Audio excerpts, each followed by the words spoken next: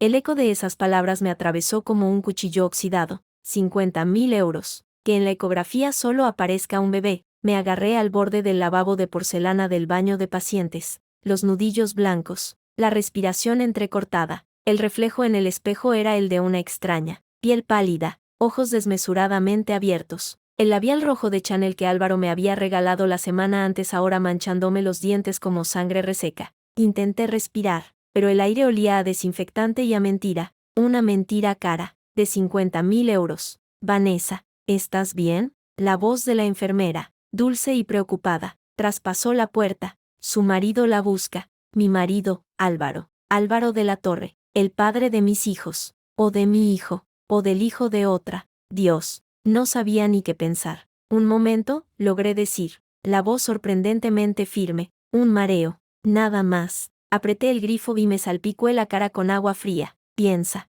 Vanessa, piensa. La escena. Minutos antes, en la consulta del doctor Vidal, se repetía en mi cabeza con una claridad obscena. 2 latidos, había exclamado el doctor, su sonrisa profesional dibujada bajo el bigote canoso. Felicidades, es un embarazo gemelar. Y Álvaro, mi Álvaro, saltando del asiento como un niño, besándome la coronilla, sus manos grandes y cálidas acariciando mi vientre a un plano. 2. Lo sabía, corazón, vamos a necesitar una casa más grande, la de la Moraleja, la que vimos, y 2 cunas, y 2 de todo. Su entusiasmo me había contagiado, me había llenado de una luz cálida. Después de 3 años de matrimonio, después de la presión sorda de mi suegro preguntando cada domingo en la comida familiar por el heredero, después de los tratamientos discretos y de las noches en que Álvaro me abrazaba diciendo tranquila, mujer, ya llegará, al fin, y doble, una bendición. Había salido de la consulta flotando, había dejado mi chal de cachemira,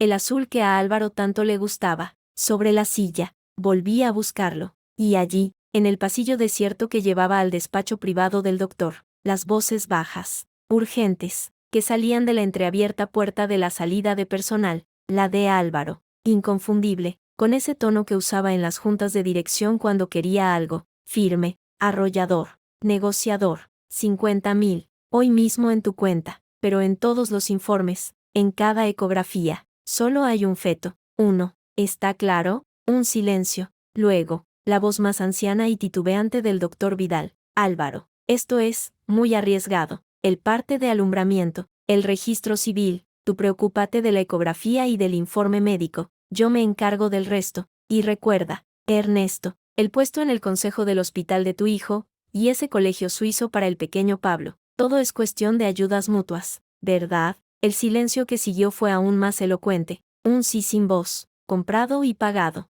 Salí de allí como un fantasma, las piernas temblando, hasta refugiarme en este baño, en nuestro baño, en la clínica privada que mi propio padre, Ignacio Romero, había ayudado a financiar. La ironía me provocó arcadas secas. Álvaro necesitaba gemelos, gemelos legítimos. El testamento de mi suegro, don Álvaro de la Torre Senior, era tan anticuado como su caserón de la calle Serrano, un 15% adicional del fideicomiso familiar para el primer vástago, y otro 10% extra si el heredero era múltiple. Álvaro me lo había contado una noche, entre risas, como si fuera una extravagancia de la vieja guardia. Mi abuelo tenía la obsesión de multiplicar el apellido, ya sabes, y luego estaba lo de Hacienda, hace 8 meses, un error contable en la empresa de Álvaro, de la Torre Construcciones, había desatado una inspección brutal, un agujero de $500.000 de euros. Mi padre, para salvar el pellejo de su yerno, y, por ende, el honor de su hija, había inyectado el capital a cambio de un asiento en el consejo, un asiento que Álvaro resentía como una losa, y que, casualmente, podía ofrecerle al doctor Vidal a cambio de silencio. Todo encajaba, como las piezas de un puzzle envenenado. Golpearon suavemente a la puerta. Cariño, ¿estás ahí? Era Álvaro. Su voz, dulce y preocupada, me hizo estremecer. Qué buen actor. La enfermera dijo que te sentías mal. Respiré hondo, me arreglé el pelo, me puse más labial, apreté los puños hasta que dejaron de temblar. Luego abrí la puerta y me encontré con sus ojos verdes, llenos de una ternura que ahora sabía falsa. Solo un bajón de azúcar, dije, y me sorprendió la naturalidad de mi sonrisa. Estos bichos ya me están quitando toda la energía. Le toqué el brazo, un gesto habitual, y noté que él se relajaba. Me asustaste, mujer, suspiró, rodeándome con un brazo. Vamos, que he organizado una pequeña sorpresa. La pequeña sorpresa era media docena de nuestros amigos más íntimos esperando con cava y canapés en el exclusivo restaurante de la planta baja de la clínica. Claudia, su asistente, estaba allí, coordinando todo con su eficiencia habitual. Felicidades, Vanessa, dijo, acercándose a darme 2 besos. Llevaba un vestido ceñido color beige que acentuaba su figura delgada. Su sonrisa era perfecta. Álvaro no podía contenerse. Nos llamó a todos emocionadísimo. Ha sido una locura, respondí, devolviéndole la sonrisa mientras mi mente registraba cada detalle. El modo en que su mano rozó el brazo de Álvaro al pasarle una copa. La mirada rápida, intensa, que se cruzaron cuando pensaron que nadie miraba. Demasiado larga para ser profesional. Un brindis, gritó Pablo, el mejor amigo de Álvaro desde el colegio, por los futuros herederos de la torre, y por la madre, que es una campeona. Brindamos. El cava me supo a hiel, mientras reía y aceptaba abrazos. Sentía como la grieta dentro de mí se hacía más y más grande. Observaba a Álvaro, a mi marido, contando a todos cómo quería la casa de la Moraleja, con 2 habitaciones infantiles, 2 de todo, porque no quiero que tengan que compartir nada, como me pasó a mí de pequeño, decía, con su sonrisa de dientes perfectos. La gente asentía, conmovida. Claudia se acercó de nuevo, esta vez con su teléfono. Álvaro, perdona, es la llamada de los contratistas de la obra de Barcelona. Insisten, diles que mañana a primera hora, respondió él, con un gesto de fastidio. Hoy no se habla de trabajo, es que son muy pesados, insistió ella, alargándole el móvil. Él tomó el teléfono con un suspiro, y al hacerlo, sus dedos cubrieron los de ella por un instante nada más, pero suficiente. Me fijé en la mano de Claudia, sin anillo de compromiso, pero con una pequeña sortija de oro en el meñique, una sortija que había visto antes, en el joyero de Álvaro, heredada de su abuela. Es muy feucha, pero es de la bisabuela, la guardo por sentimiento. Voy un momento, corazón, me dijo Álvaro, besándome en la sien.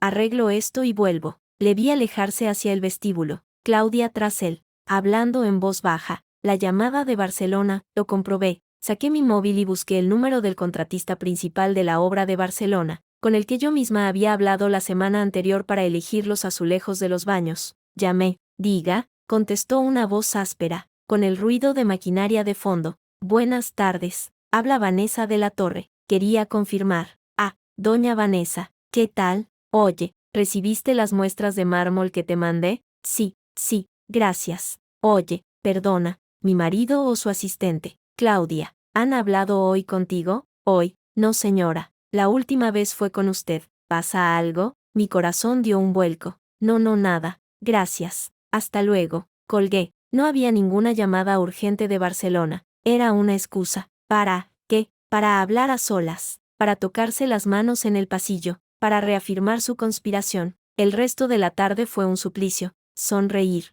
Agradecer. Fingir un agotamiento de embarazada que, por primera vez, no era falso. Álvaro no se separó de mi lado. Atento, cariñoso. El marido perfecto. Cada caricia en mi barriga me quemaba. Cada mis niños que pronunciaba me sonaba a blasfemia. De regreso a casa, en su coche último modelo, todo silencio y piel oliente, él tomó mi mano. Estás callada, preciosa. Seguro que estás bien. Es mucha emoción. Álvaro, murmuré, mirando por la ventanilla los edificios de Madrid desfilando. Y miedo, ¿sabes? 2 bebés, es mucha responsabilidad. Va, rió, llevando mi mano a sus labios. Lo vamos a hacer genial. Lo tenemos todo. Familia, dinero, y ahora, la familia se agranda. Todo va como tenía que ir. Como tenía que ir. Sus palabras tenían un nuevo significado, siniestro y calculado. Oye, dije, como si se me ocurriera de repente. ¿Y si la ecografía se equivoca? He leído que a veces pasa, que luego solo viene uno. Noté como su mano se tensó, apenas un milisegundo, sobre la mía, un espasmo casi imperceptible, luego su voz, suave pero firme. ¿Qué dices, mujer? El doctor Vidal es el mejor de Madrid, no se equivoca. Y aunque así fuera, me miró, y su sonrisa era tan amplia y despreocupada que casi le creí. Igual de feliz sería con uno, ¿no? Eres tú, eres mi mujer, eres lo importante. Era la respuesta perfecta, la respuesta que cualquier mujer querría oír, y por eso mismo, era falsa. El Álvaro que yo conocía, el ambicioso, el que anhelaba la aprobación de su padre por encima de todo, jamás habría restado importancia a la posibilidad de gemelos. Jamás. Llegamos a nuestro ático en el barrio de Salamanca, un nido de lujo y diseño minimalista que yo misma había decorado, y que de repente me pareció frío, vacío, una cárcel elegante. Voy a darme una ducha, dije, dejando el bolso en la consola. Luego vemos que cenamos. Descansa, corazón. Yo pido algo. ¿Sushi? Sé que ahora no puedes, pero a mí me apetece, dijo, desabrochándose el reloj Carrera. Un gesto tan cotidiano que me dolió. Mientras el agua caliente caía sobre mí, las lágrimas brotaron por fin, silenciosas, mezcladas con el chorro. Lloré por la traición, por la estupidez, por el bebé, o los bebés, que crecían dentro de mí, convertidos sin saberlo en piezas de un juego perverso. Lloré de rabia, pero sobre todo, lloré de miedo, porque estaba sola, porque el hombre con el que compartía mi vida era un extraño que estaba dispuesto a mentirme, a comprar médicos, a fingir una paternidad doble ¿por qué? Dinero, poder, la herencia, y si yo solo era un vientre de alquiler de lujo, un útero con un apellido Romero que legitimaba su fortuna. No, me sequé la cara con violencia. No era esa mujer. Mi padre, Ignacio Romero, no había creado un imperio inmobiliario desde la nada para que su hija se dejase pisotear. Mi madre, fallecida hacía años, no me había criado para ser una princesa decorativa. Yo, Vanessa Romero, licenciada en diseño por la Universidad Politécnica, con mi propio estudio, pequeño, pero mío, no iba a permitir esto. Salí del baño envuelta en una bata. Álvaro estaba en el salón, con la televisión en modo mudo, hojeando el iPad. Me sonrió. He pedido de Kabuki. Llegará en media hora. Perfecto, sonreí. Voy a llamar a Sofía, contarle la noticia. Estará que trina por no haberla llamado antes. La mención de mi hermana mayor,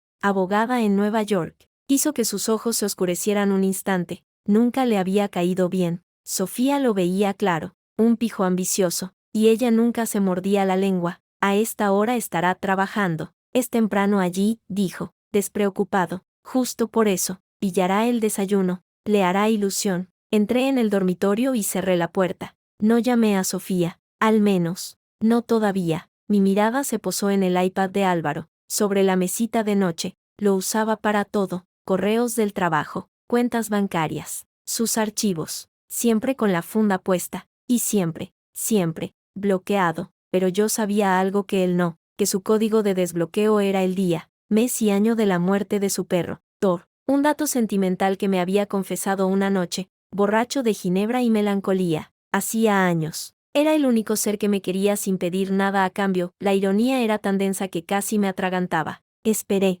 oí cómo se levantaba y se dirigía a la cocina, a por una copa de vino, el suave chasquido de la nevera. Respiré hondo, salí del dormitorio, tomé el iPad y volví a entrar, todo en unos segundos, con dedos que temblaban. Marqué el código, 12-0-815, el 12 de agosto de 2015. La pantalla se desbloqueó. Mi corazón latía con fuerza. Navegué rápidamente. Correo. Nada sospechoso. O demasiado obvio. Mensajes. Principalmente de trabajo. Galería de fotos. Selfies nuestros. Alguna foto de obras. Y una carpeta bloqueada. Llamada Proyecto C. Con un candado al lado. Proyecto C. Claudia. Construcción. Cuna. Intenté el código de Thor. Nada. El de su cumpleaños. Nada. El mío. Nada. Maldije en silencio. Oí sus pasos acercándose. Cerré todo. Dejé el iPad exactamente como estaba y me deslicé en la cama, cogiendo mi propio teléfono justo cuando él entraba. ¿Ya has hablado?, preguntó, dejando su copa en la mesilla. No contesta. Debe estar en la ducha, dije, encogiéndome de hombros. Ya la llamaré mañana. Se tumbó a mi lado, suspirando. Ha sido un día increíble, ¿verdad? Increíble, susurré, mirando al techo. Él pronto se durmió. Una mano sobre mi vientre. Yo permanecí despierta, horas, escuchando su respiración regular, planeando. Al día siguiente, todo era normal, demasiado normal. Álvaro fue a la oficina. Yo tenía cita con mi ginecóloga de siempre, la doctora Márquez, para el seguimiento. Una mujer sesentona, franca y directa, que me atendía desde la adolescencia. Vanessa, qué alegría. Y gemelos, exclamó, leyendo el informe que le había pasado la clínica del doctor Vidal. Sí, dudé, jugando con el borde de la bata de papel. Doctora Márquez, está Totalmente segura, quiero decir, a veces hay errores, ¿no? Ella me miró por encima de sus gafas. Con la tecnología de hoy, y en una clínica como la de Vidal, es muy raro. Pero mira, si quieres quedarte tranquila, en tu próxima visita te hago una ecografía yo misma, lo vemos con nuestros propios ojos. Eso era un control, una segunda opinión que Álvaro no podría controlar. Sí, por favor. Luego, bajé la voz. Doctora, esto queda entre nosotras. ¿Vale? Es que, con tanta emoción, no quiero montar un número si al final es un error. Álvaro está tan ilusionado. Claro, hija, claro, asintió, comprensiva. Mujer, ya sabes cómo sois los primerizos. Nos vemos en un mes. Era un primer paso, pero insuficiente. Necesitaba pruebas. Necesitaba saber qué era el proyecto C, y necesitaba ayuda. Ayuda de alguien que no estuviera en el círculo de Álvaro. Alguien que supiera mirar donde yo no podía. Esa noche, después de cenar, dije que tenía un dolor de cabeza brutal y me fui a la cama temprano. Esperé a oír los ronquidos sordos de Álvaro. Entonces, me encerré en el cuarto de baño, sentada en el borde de la bañera, y marqué el número de Nueva York. Allí serían las 5 de la tarde, contestó al segundo tono. Vane, ¿qué pasa? ¿Estás bien? La voz de Sofía, siempre alerta, siempre al grano. No, dije, y la palabra salió como un sollozo contenido. No, Sofía, no estoy bien. Álvaro, ¿te ha hecho algo? Juro que tomo el primer avión. No, no es eso. Es peor. Respiré hondo, conteniendo el temblor de mi voz. Necesito que investigues algo, por la vía rápida, y discreta, muy discreta. Habla. Necesito los movimientos bancarios de Álvaro, de los últimos 6 meses, transferencias, especialmente a cuentas extranjeras, o a personal médico. Busca el nombre de Ernesto Vidal, ginecólogo. Del otro lado de la línea, se hizo un silencio cargado. Vanessa, ¿qué demonios está pasando? No puedo decírtelo por teléfono, pero es, de herencias, de testamentos, de bebés que pueden ser 1 o 2, y de un médico comprado. Sofía resolló. La imaginé en su despacho de Manhattan, con su traje chaqueta impecable, pasándose una mano por el pelo corto. Joder, Vanessa, suenas como una película mala. Lo sé, por eso necesito pruebas. ¿Puedes hacerlo? A través de ese amigo tuyo, el de Hacienda. Hubo otro silencio, más breve. Sí, puedo. Me va a costar un favor gordo, pero puedo. ¿Estás segura? Porque una vez que empuje esta piedra, no sé qué bichos saldrán debajo. Miré mi reflejo en el espejo empañado del baño, pálida, con ojeras, pero con los ojos secos y duros. Totalmente segura. Empuja la piedra, Sofía, y reza para que lo que salga debajo no me muerda a mí primero. Colgué. Me quedé allí sentada, en la penumbra del baño, escuchando el latido de mi propio corazón y el rumor lejano de la ciudad. Fuera, Madrid dormía. Dentro de mí, una guerra empezaba a librarse, y yo, Vanessa Romero, acababa de disparar el primer tiro. Una semana después de aquella llamada a Sofía, la rutina se había convertido en una obra de teatro cuidadosamente coreografiada. Yo era la esposa embarazada y feliz, y Álvaro, el marido entusiasta y atento, pero cada caricia suya me quemaba la piel, y cada mis niños que pronunciaba resonaba como un eco perverso en mi cabeza. Fue un martes por la mañana cuando finalmente me armé de valor. Álvaro había salido temprano a una reunión de financiación en el Banco Santander. Su beso de despedida en mi frente fue tan suave y habitual que sentió como un veneno lento. No te canses, corazón, me dijo, ajustándose el nudo de la corbata en el espejo del recibidor. Esta tarde vienen los de la inmobiliaria de La Moraleja, quieren enseñarnos unos planos. Genial, respondí, con una sonrisa que ya empezaba a dolerme en los músculos de la cara. Haré algo de cena ligera. Tú descansa, pide algo. ¿El japonés de siempre? Perfecto. En cuanto la puerta del ascensor se cerró tras él, mi sonrisa se desvaneció. Me dirigí al salón, a la ventana que daba a la calle Serrano, y observé cómo su Audi negro se perdía en el tráfico matutino. Respiré hondo. Era la hora. Descolgué el teléfono y marqué un número que no había llamado en más de 3 años. Agencia de Investigaciones Privadas Miguel Ángel Ruiz. Dígame. La voz al otro lado era profesional, neutra, pero la reconocí de inmediato. Más grave, quizás, pero la misma. Miguel, soy yo, Vanessa. Hubo un silencio, largo, incómodo. Luego, un suspiro. Vanessa, joder, no esperaba. ¿Estás bien? No, necesito tu ayuda. ¿Ayuda? Su tono se volvió cauteloso. Vanessa, si es lo que creo que es, yo no me meto en asuntos de pareja. Espiar a un marido infiel no es una infidelidad cualquiera, lo interrumpí, y noté como mi voz temblaba a pesar de mi esfuerzo. Es más complicado y más sucio. Necesito saber la verdad, Miguel, y tú eres el único en quien puedo confiar. Otro silencio. Podía casi oírlo pensar al otro lado. Miguel Ángel Ruiz, mi primer amor universitario. El chico de barrio que se hizo detective privado a base de pura testarudez. Habíamos terminado bien, demasiado jóvenes, caminando hacia vidas demasiado distintas, pero había confianza, o, al menos, la había habido. Está bien, dijo finalmente, pero en mi despacho, y con reglas claras. ¿Puedes venir hoy a las 11? Iré. El despacho de Miguel estaba en la calle Atocha, en un edificio antiguo con ascensor de reja. Olía a café barato y a papel. Nada que ver con los espacios diáfanos y perfumados de la oficina de Álvaro. Me sentó bien. Era real. Miguel no había cambiado mucho. Un poco más de calvicie incipiente, unas aristas más marcadas en la cara, pero sus ojos, castaños y alerta, seguían siendo los mismos. Me escuchó en silencio mientras le contaba todo. La ecografía, la conversación en el pasillo, el comentario sobre la herencia, la sospecha sobre Claudia. Incluso le hablé de la carpeta proyectos en el iPad. No mencioné a Sofía ni su investigación paralela.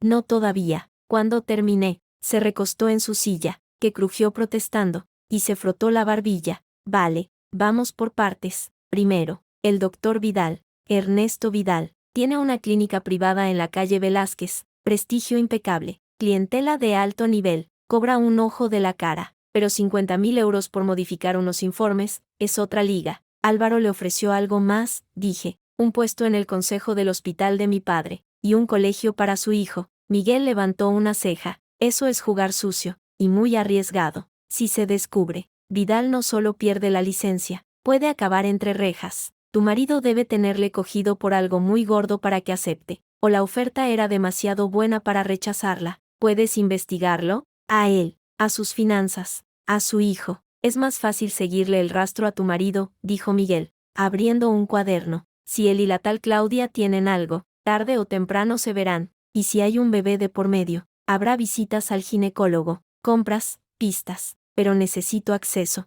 horarios, hábitos, y dinero. Vanessa, esto no va a ser barato. Saqué un sobre de mi bolso y lo deslicé por la mesa. Dentro había 10.000 euros en efectivo, retirados discretamente de mi cuenta personal a lo largo de la semana. Es un adelanto, y no quiero recibos. Todo en efectivo. Miguel miró el sobre, luego me miró a mí. Había preocupación en sus ojos. ¿Estás segura de querer hacer esto? A veces, la verdad duele más de lo que cura. Ya me duele la mentira. Miguel, prefiero el dolor de la verdad. Además, apreté las manos sobre mi regazo. A un plano, ya no soy solo yo. Tengo que proteger a mi hijo, o a mis hijos, sea cual sea la verdad.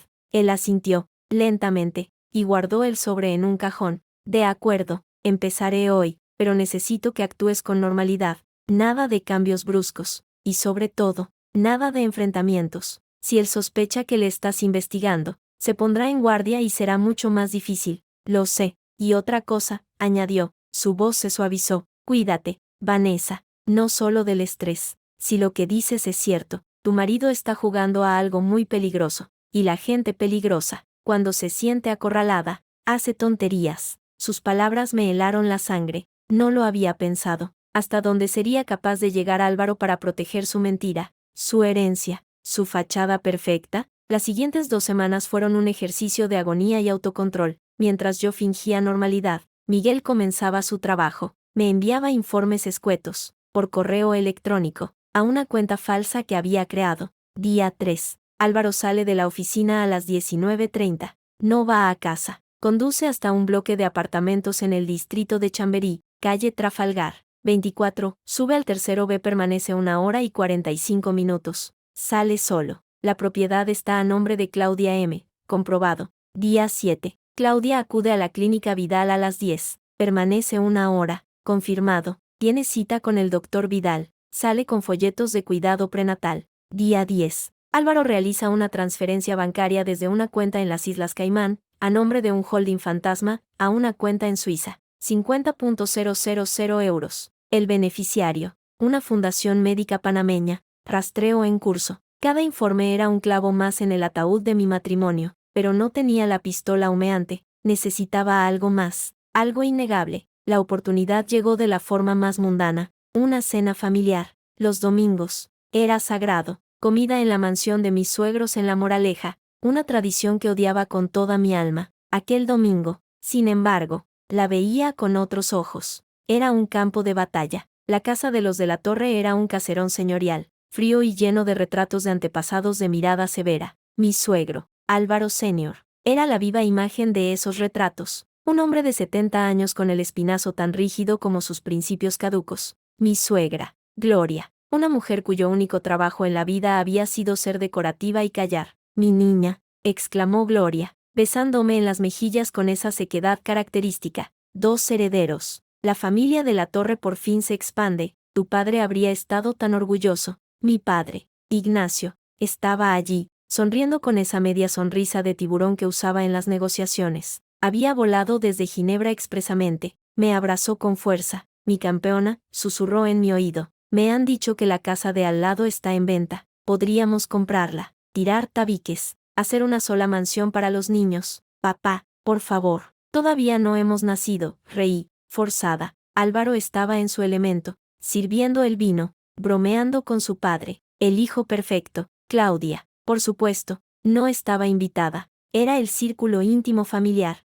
o eso creían ellos. Durante la comida, mientras el servicio nos cambiaba los platos, Álvaro Senior se aclaró la garganta. He estado hablando con el notario, dijo, mirándome a mí, pero dirigiéndose a la mesa, sobre los ajustes en el fideicomiso familiar, con dos descendientes directos. Las participaciones se redistribuyen automáticamente, un 15% adicional para el primer vástago, como sabéis, y otro 10% por el hecho de ser parto múltiple. Todo queda atado para cuando los niños cumplan la mayoría de edad. Álvaro, a mi lado, puso su mano sobre la mía. No te preocupes por esas cosas ahora, papá, lo importante es que Vanessa y los niños estén sanos. Tonterías, espetó el viejo, dando un golpe suave en la mesa. La familia y el patrimonio son lo mismo, es nuestro legado, por eso hay que asegurarlo. Me miró fijamente. Tú lo entiendes, ¿verdad, Vanessa? Tu padre y yo hemos construido esto con sudor. Hay que protegerlo. Claro, suegro, dije, con la sonrisa más dulce que pude reunir. Por supuesto que lo entiendo, pero por dentro,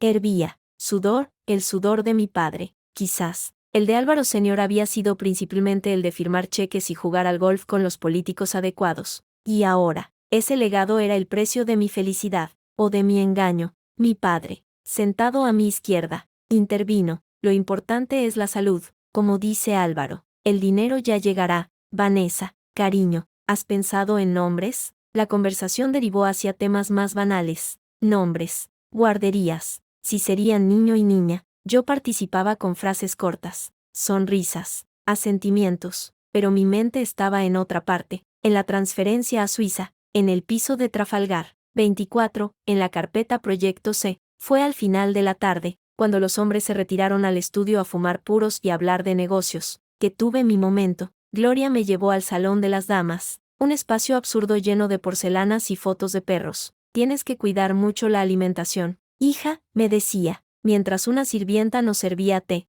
nada de marisco, y mucha carne roja, para la sangre. Sí, suegra. Y el estrés, malísimo. Álvaro me dijo que estabas muy nerviosa con lo de los gemelos. Es normal, primeriza y con dos, pero confía en el doctor Vidal, es el mejor. Aquí era mi oportunidad. Bajé la voz, adoptando un tono confidencial. Es que, tengo miedo, Gloria, miedo de que algo vaya mal, de que la ecografía se equivoque. He leído casos. Ella puso los ojos en blanco. La ciencia, hija, la ciencia. En mi época no había esas máquinas y salíamos todos bien, pero ahora, con lo que se paga, no se equivocan. Además, el doctor Vidal atiende a lo mejor de Madrid, a la duquesa de Alba. Fíjate, ¿y si se hubiera equivocado con ella? Sí, supongo, dije, jugando con la cuchara. Es solo que, ¿y si al final solo viene uno? Álvaro está tan ilusionado, y tu marido, con lo de la herencia. Sería una decepción terrible. Gloria me miró, y por un instante, vi algo en sus ojos. No era simpatía, era cálculo, el mismo cálculo que había visto en los ojos de su hijo. Mira, niña, dijo, inclinándose hacia mí, en esta familia, las apariencias lo son todo. 2 niños son una bendición doble, claro, pero incluso si pasara algo, y solo llegara uno, siempre se puede decir que fue un error médico, algo triste, sí, pero un accidente. Lo importante es que el mundo vea la felicidad, que vea la familia perfecta, ¿entiendes? Lo entendía perfectamente, lo entendía demasiado bien. Para ellos, yo era un vientre, un instrumento para producir la familia perfecta, ya fuera de uno o de dos, y si algo salía mal, siempre habría una mentira preparada para tapar la grieta. Lo entiendo, Gloria, dije, y mi sonrisa debió de ser convincente, porque ella asintió, satisfecha, y cambió de tema hacia los estampados más adecuados para la ropa de bebé. Aquella noche,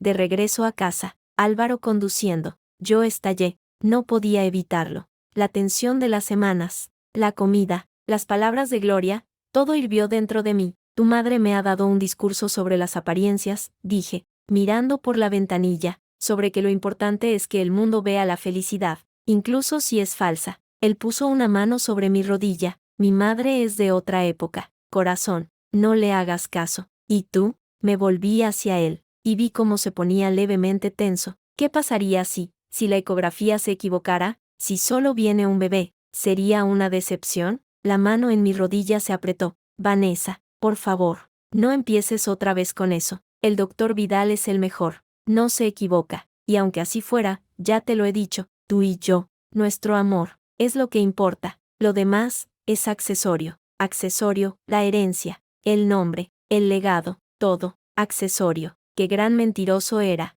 Es solo que siento mucha presión, dije, volviendo a mirar por la ventana, de tu familia, de la mía, de todo el mundo. A veces siento que solo me quieren por esto. Señalé mi vientre. Él soltó un suspiro exagerado, de fastidio. No digas tonterías. Todos te queremos. Y ahora más. Eres la madre de mis hijos. Callé. No había nada más que decir. Las calles de Madrid, iluminadas y vacías un domingo por la noche, desfilaban ante mis ojos como un decorado de cartón. Todo era falso. Mi matrimonio, mi embarazo, mi vida, todo. Un decorado cuidadosamente montado alrededor de una mentira. Al día siguiente, mientras Álvaro estaba en la oficina, recibí un correo de Miguel, breve y al grano. Necesito verte, tengo algo. Esta tarde, a las 5, en el café comercial. Ven sola. El café comercial, en la glorieta de Bilbao, era un lugar público, ruidoso, lleno de estudiantes y turistas.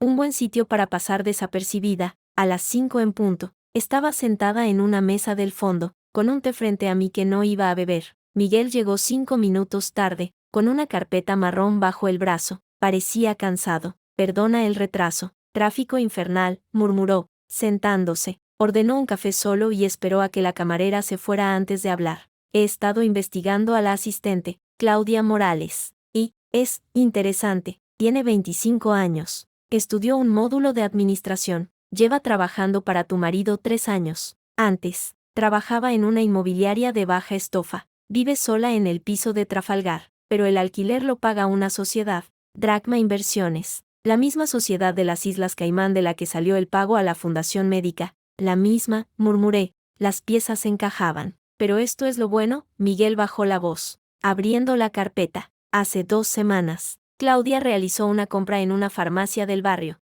un test de embarazo, y no uno cualquiera, uno de los caros, de esos digitales. Lo pagó en efectivo. La dependienta se acuerda porque le preguntó si daban positivo los de tira tradicional. El corazón me dio un vuelco. ¿Está embarazada? No tan rápido. La seguí. 2 días después, fue a una clínica privada. No a la de Vidal, a otra en la calle Príncipe de Vergara, una clínica de análisis. Salió con un sobre. No pude ver qué era, pero adivina a dónde fue después. ¿A dónde? A una notaría. A la notaría Sánchez y Roca, en la calle Alcalá. Permaneció dentro 20 minutos, y cuando salió, no llevaba el sobre. Me quedé helada. Una notaría. ¿Qué podía hacer Claudia en una notaría relacionada con un posible embarazo? ¿Has podido? No puedo entrar en una notaría y pedir ver documentos, Vanessa, pero he hecho alguna pregunta discreta. Un conocido que trabaja allí me ha dicho, sin dar nombres, que últimamente se están formalizando varios testamentos y capitulaciones matrimoniales,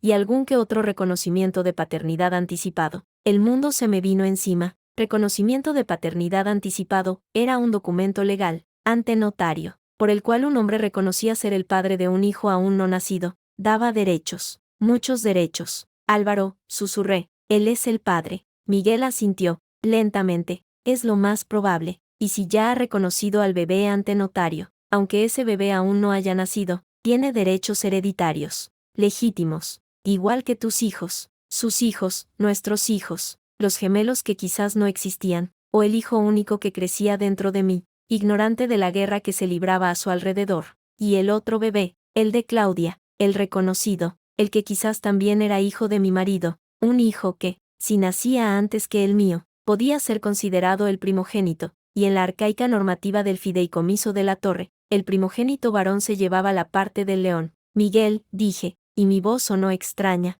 lejana, como si fuera de otra. Necesito entrar en ese iPad, en la carpeta, Proyecto C. ¿Tienes acceso físico? Sí, pero tiene contraseña. He probado las obvias. Nada. Miguel se pasó una mano por la cara. Esto se está poniendo feo. Vanessa, muy feo. No es solo una infidelidad, es un plan a largo plazo, con implicaciones legales y económicas brutales. Si tu marido ha reconocido a ese niño, y si está pagando al médico para que finja que esperas gemelos, es que pretende pasar a ese otro niño como tuyo. Las palabras, dichas en voz alta, me golpearon con la fuerza de un puño. Allí, en el barullo del café, entre el sonido de las tazas y las conversaciones ajenas, la verdad se hizo cristalina, terrible y obscena. Álvaro no solo me era infiel, no solo tenía un hijo con su amante, es que pretendía que yo criara a ese hijo, que lo amamantara, que lo vistiera, que lo quisiera como mío, mientras él y Claudia, que reían a mis espaldas, planificaban cómo y cuándo deshacerse de mí, cuándo revelar la verdad y quedarse con todo.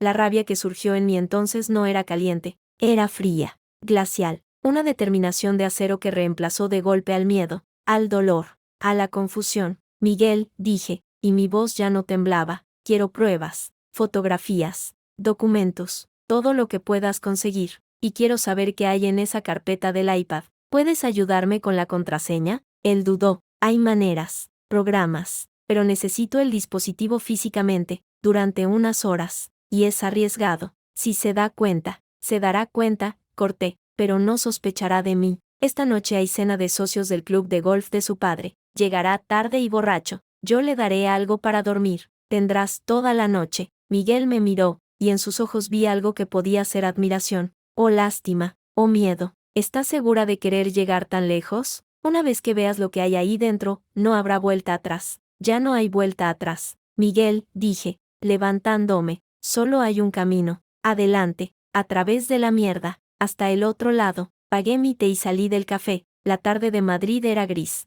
con olor a lluvia. Caminé sin rumbo fijo durante un rato, mis pensamientos dando vueltas como halcones enjaulados. Tenía un plan peligroso, pero era lo único que tenía. Al pasar frente al escaparate de una tienda de bebés, me detuve. En el centro, vestidos con jerseys minúsculos, había dos maniquíes bebé, uno al lado del otro, gemelos. Sonreían, tontos y felices, a un mundo que aún no conocían. Pegué la frente al cristal frío y cerré los ojos. Lo siento, pensé, sin saber muy bien a quién me dirigía. A mis hijos, a mí misma, al fantasma de la mujer ingenua que fui hasta hace un mes. Lo siento, pero no nos van a destruir. Sonó el teléfono. Era Álvaro. Cariño, oye, que esta noche se alarga, quedamos a tomar algo después de la cena. No esperes a que llegue para acostarte, ¿vale? Su voz sonaba alegre, despreocupada, la voz del hombre que amaba, la voz del hombre que estaba construyendo mi tumba con sonrisas y mentiras. No te preocupes, dije,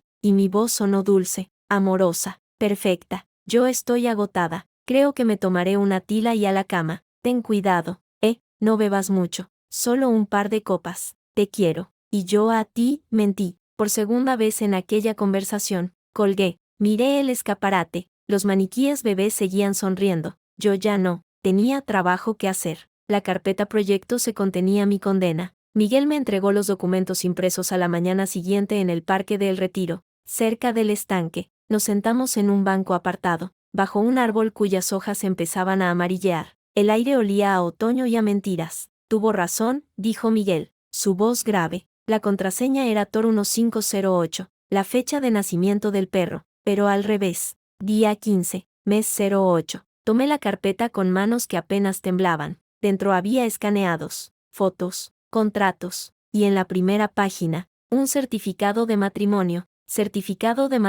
civil, registro de Gibraltar, contrayentes, Álvaro de la Torre Ruiz y Claudia Morales Sánchez, fecha, 12 de junio, hace 2 años. El mundo se detuvo, el murmullo de los patos en el estanque, los niños riendo, todo se desvaneció, solo existía ese papel, con su sello oficial, su firma reconocida, su fecha, 12 de junio, 3 meses antes de que Álvaro se arrodillara ante mí en un restaurante de Ibiza, con un anillo de diamantes y lágrimas en los ojos, 3 meses antes de nuestra boda en la Catedral de la Almudena, ante 500 invitados, el arzobispo y toda la prensa del corazón. Es bigamia, murmuré, aunque la palabra me quemó los labios. Está casado con las dos. Miguel asintió, su expresión grave. Gibraltar. Allí las leyes son más flexibles, y como no notifican automáticamente a España, a menos que lo registres expresamente, el sistema no se entera. Es un truco viejo. Para España, estáis casados tú y él. Para Gibraltar, él y ella, legalmente, es un lío de 3 pares de narices. Pasé las páginas. Facturas de viajes a Gibraltar, reservas de hotel para 2, fotografías, Álvaro y Claudia en la playa, sonriendo, con las manos entrelazadas, Álvaro y Claudia en un restaurante, brindando, Álvaro y Claudia frente a un notario, firmando algo. La fecha de esas fotos, hacía 18 meses, Claudia ya estaba embarazada en algunas, se le notaba una pequeña curva en el vientre. El bebé, dije, mi voz apenas un susurro. ¿Cuándo nace? Miguel sacó otro documento, un informe médico, robado o comprado, de la clínica de la calle Príncipe de Vergara. Claudia Morales Sánchez. Semanas de gestación, 28. Fecha probable de parto, 15 de diciembre. Notas. Embarazo de bajo riesgo. Control cada 15 días. Paciente ansiosa por conocer sexo. Se recomienda reducción de estrés. Miré la fecha en mi teléfono. Hoy era 20 de octubre. Claudia llevaba 28 semanas. Yo, 22, 6 semanas de diferencia. 6 semanas que Álvaro y el doctor Vidal pretendían borrar con dinero y mentiras. Quiere que nazcan al mismo tiempo, dije, entendiendo por fin la monstruosidad del plan. O casi. Claudia parirá primero, por cesárea quizás. Y luego, cuando yo dé a luz, él presentará 2 bebés, gemelos. Uno mío, y otro, de ella. Pero ambos serán nuestros hijos legítimos, nacidos del mismo parto. Miguel se frotó la cara. Es posible. Con Vidal comprado, podría falsificar fechas, informes, y con el bebé de Claudia reconocido notarialmente como hijo de Álvaro, tendría derecho a la herencia igual que el tuyo, solo tendría que hacer creer que son gemelos, y a mí me harían criar al hijo de su amante, añadí, y la náusea subió por mi garganta. Amamantarlo, quererlo, mientras ellos se reían de mí. Es un plan de una crueldad. Miguel no encontró la palabra, solo movió la cabeza. ¿Y esto? Señalé otra página. Un contrato de compraventa. Es la casa de la Moraleja,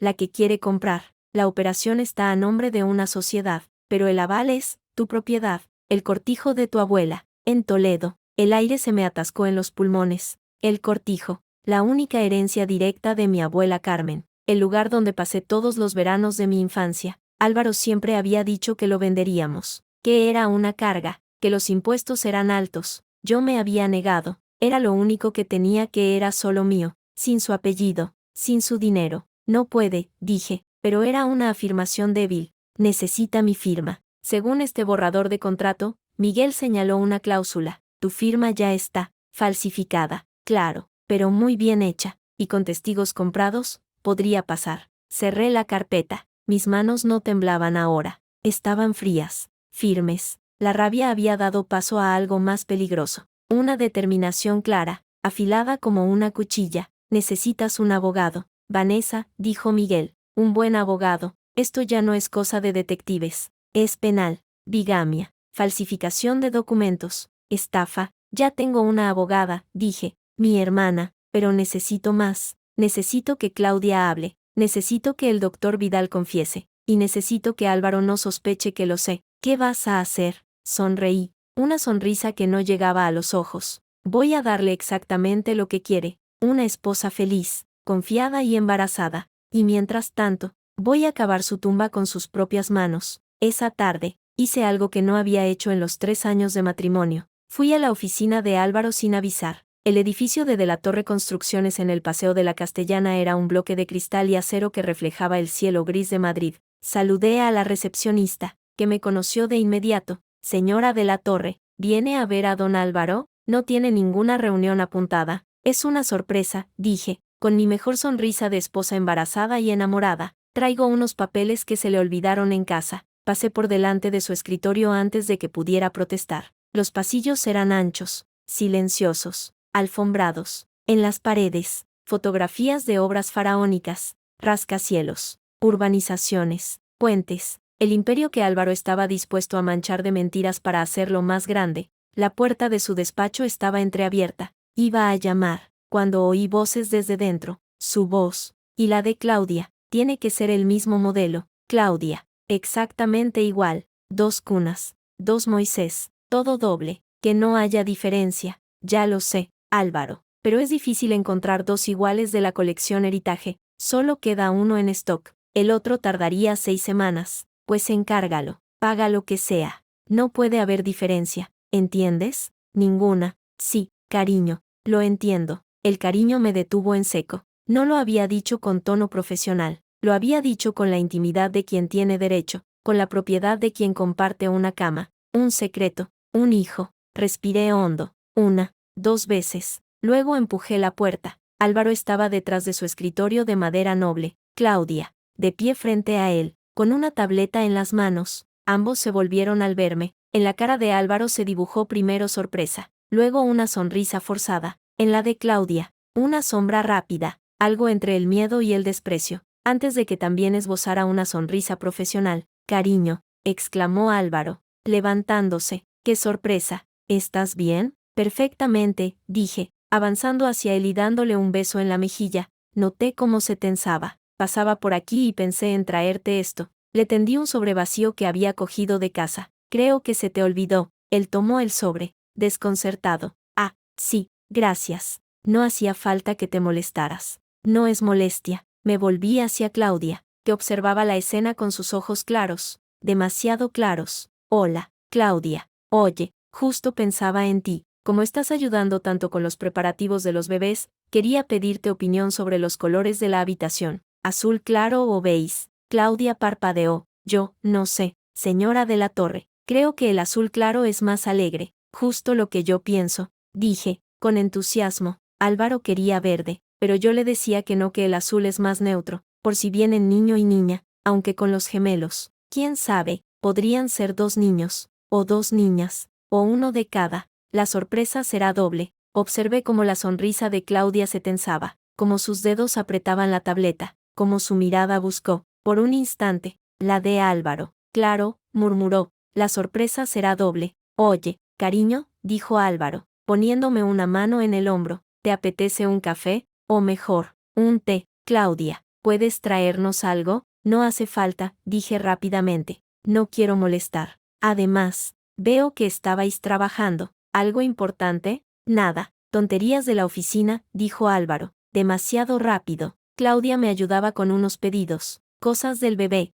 de los bebés. ¿Qué detalle? Dije, mirando a Claudia directamente a los ojos. Debes de estar muy ocupada, con tu trabajo aquí y tus cosas personales. ¿Cómo vas de tiempo? Sus ojos se estrecharon 1 milímetro. Bien, gracias. Llevo una buena organización. Me alegro, porque ser madre y trabajar a la vez no es fácil, aunque claro, tú aún no sabes lo que es, ¿verdad? Dejé caer la pregunta como quien deja caer un guante. Ella palideció ligeramente. No, aún no. Bueno, ya llegará, dije, con dulzura envenenada, cuando sea el momento adecuado, claro, con la persona adecuada. Álvaro tosió. Cariño, tengo una reunión en 5 minutos. ¿Te puedo acompañar abajo? No, quédate. Yo me voy. Tengo cita con la doctora Márquez. Mi revisión mensual. Mentía, pero necesitaba ver su reacción. Funcionó. Una sombra cruzó su rostro. ¿La doctora Márquez? Pero si tienes a Vidal. Sí, pero Vidal es el especialista. La doctora Márquez es mi ginecóloga de toda la vida.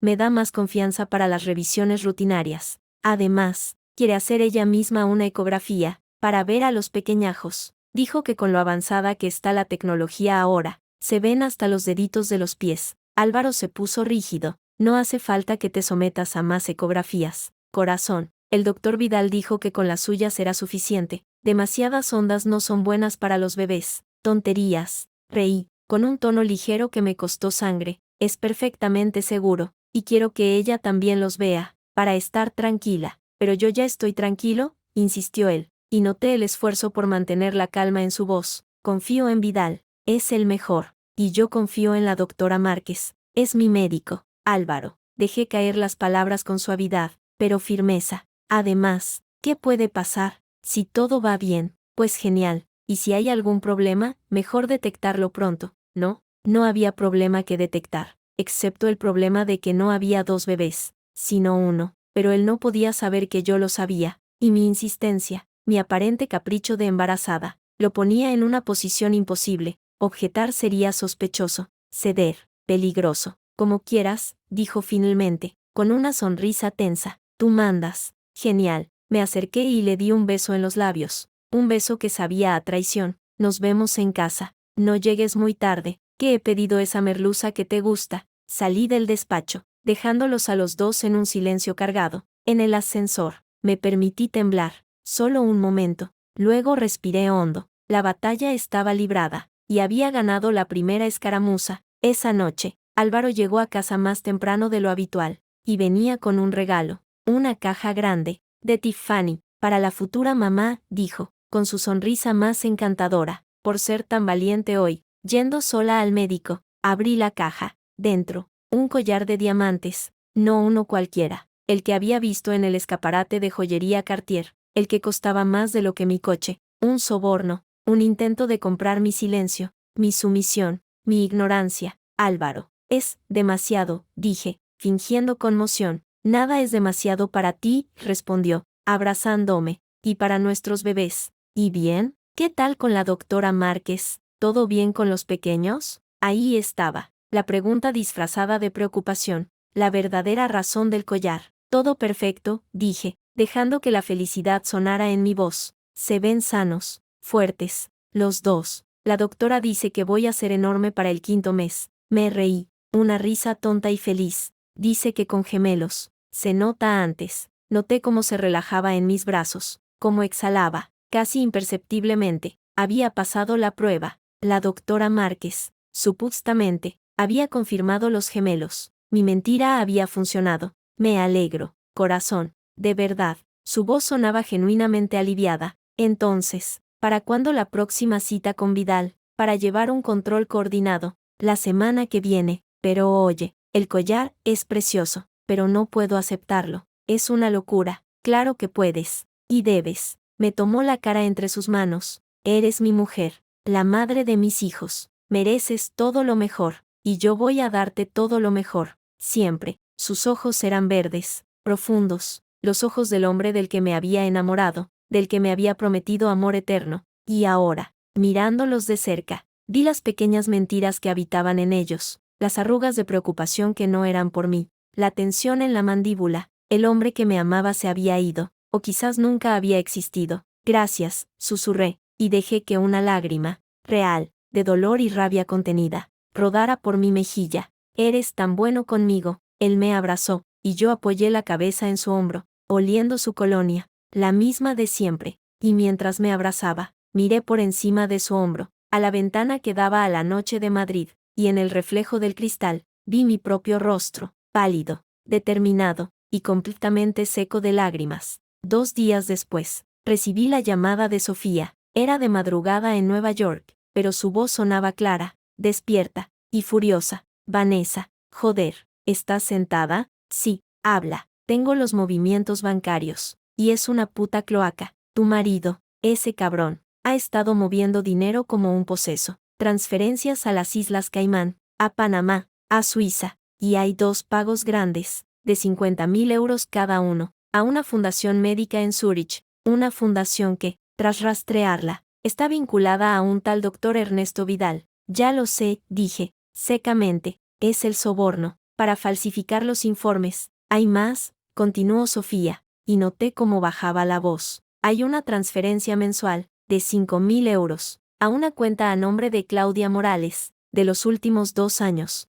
desde justo después de su boda en Gibraltar. La manutención, susurré, o el sueldo por ser su amante y madre de su hijo. Exacto, y hay otra cosa, una compra. Hace 3 meses. Un seguro de vida. Me quedé helada. ¿Un seguro de vida? ¿Para quién? Para ti. Tu marido te ha puesto un seguro de vida, por 2 millones de euros. Y él es el único beneficiario. El silencio se extendió por la línea. Denso, pesado. 2 millones de euros. Mi vida, tasada. Y él, cobrando si yo moría. Vane, dijo Sofía, y su voz perdió la furia por un instante, llenándose de preocupación. Esto se está poniendo muy feo. Muy, muy feo. Un seguro de vida, una amante embarazada, un médico comprado. Esto ya no es una infidelidad. Esto es un plan, terminé por ella. Un plan bien pensado. Conmigo muerta. Él se casa con Claudia, legitima a su hijo, y se queda con mi herencia, con la de mi padre, y con el fideicomiso de los de la torre. Todo limpio, todo legal. Tienes que salir de ahí,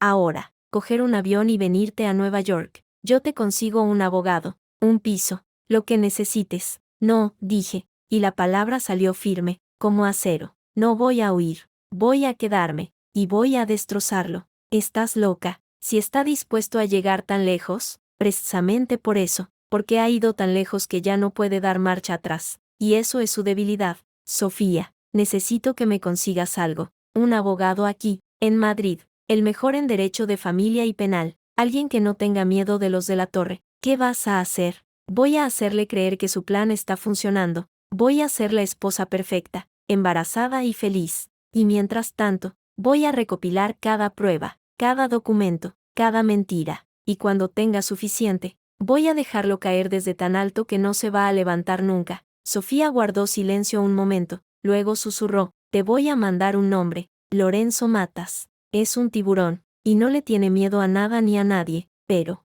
Vanessa, ten cuidado, por favor. Lo tendré, prometí, y era la primera promesa verdadera que hacía en semanas. La oportunidad de enfrentarme a Claudia llegó de la forma más inesperada. En la peluquería, yo estaba en mi salón de siempre, en la calle Jorge Juan, haciéndome los reflejos. Claudia entró, acompañada de una amiga. No me vio al principio, se sentó 2 sillones más allá, y empezó a hablar con su estilista. Sí, para el mes que viene. No quiero cortarme mucho, solo las puntas. Es que con el embarazo, el pelo se pone fatal. ¿Embarazada?, preguntó la estilista, sorprendida. Pero si no se te nota. Es pronto aún, dijo Claudia, con una sonrisa de suficiencia. Pero ya me va apretando la ropa. Voy a tener que renovar el armario entero. ¿Y el padre?, preguntó la amiga, con un tono de complicidad que me hizo apretar las manos bajo la capa. Claudia se rió, un sonido claro, feliz, ilusionadísimo. Ya está hablando de colegios, de universidades. Dice que va a ser niño,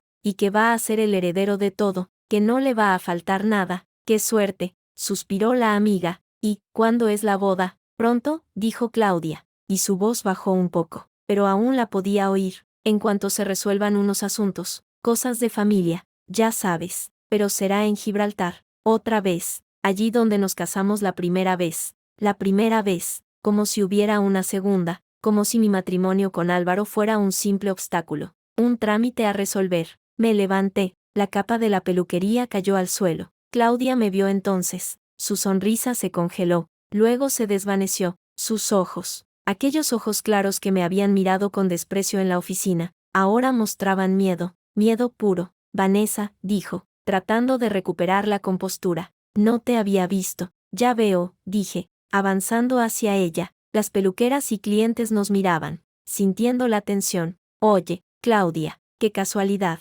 Venía a arreglarme para la cena de esta noche, con los suegros. Ya sabes, esa tradición tan pesada de los domingos. Sí, claro, murmuró ella, bajando la mirada. Pero tú no sabes lo que es, ¿verdad? Porque no tienes suegros. Todavía. Dejé caer las palabras como piedras. Aunque bueno, con lo de Gibraltar, quién sabe, allí las cosas serán diferentes. Ella palideció. Su amiga miraba de una a otra, confundida. No sé de qué hablas, dijo Claudia, pero su voz temblaba. Claro que sí, hablo de bodas, de matrimonios, de promesas. Me acerqué más, hasta poder ver el sudor que perlaba su frente. Oye, una pregunta. Cuando te casas con un hombre que ya está casado, ¿qué eres? ¿La segunda esposa? ¿La amante? ¿O simplemente la otra? Vanessa, por favor, su voz era un hilo. No, por favor. Tú, dije, y mi sonrisa era un cuchillo. Dime, porque yo siempre he tenido dudas. ¿Qué se siente al compartir hombre, y cama, y apellido? Aunque bueno, el apellido lo tienes, ¿verdad?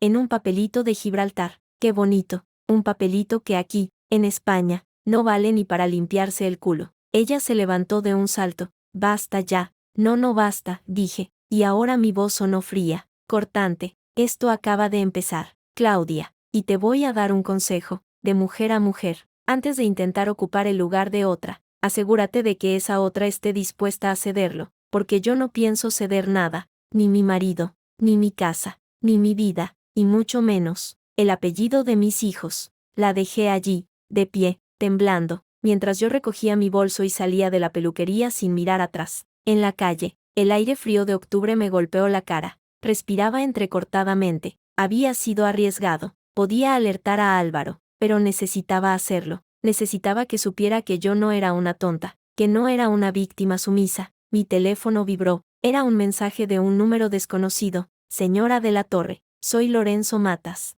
Su hermana Sofía me ha puesto en contacto. Me gustaría quedar con usted mañana. Tengo información que puede interesarle, sobre su marido, y sobre un seguro de vida. Sonreí, sin alegría. El tiburón había picado el anzuelo, la guerra había comenzado, y yo acababa de lanzar la primera granada. El despacho de Lorenzo Matas olía a poder y a dinero viejo. Estaba en la 7ª planta de un edificio histórico de la calle Almagro, con vistas al Museo de Ciencias Naturales. Las paredes estaban forradas de libros legales en varios idiomas, y en una mesa auxiliar descansaba una fotografía de Matas estrechando la mano al rey Felipe VI. No era un abogado cualquiera, era un estratega. Señora Romero, dijo, sin levantarse de su sillón de cuero, siéntese. Su hermana me ha puesto al tanto de su situación, y he revisado el material que su detective, el señor Ruiz, ha recopilado. Entonces sabrá que mi marido es un bígamo, un estafador y está intentando robarme a mi hijo, dije, sentándome frente a él.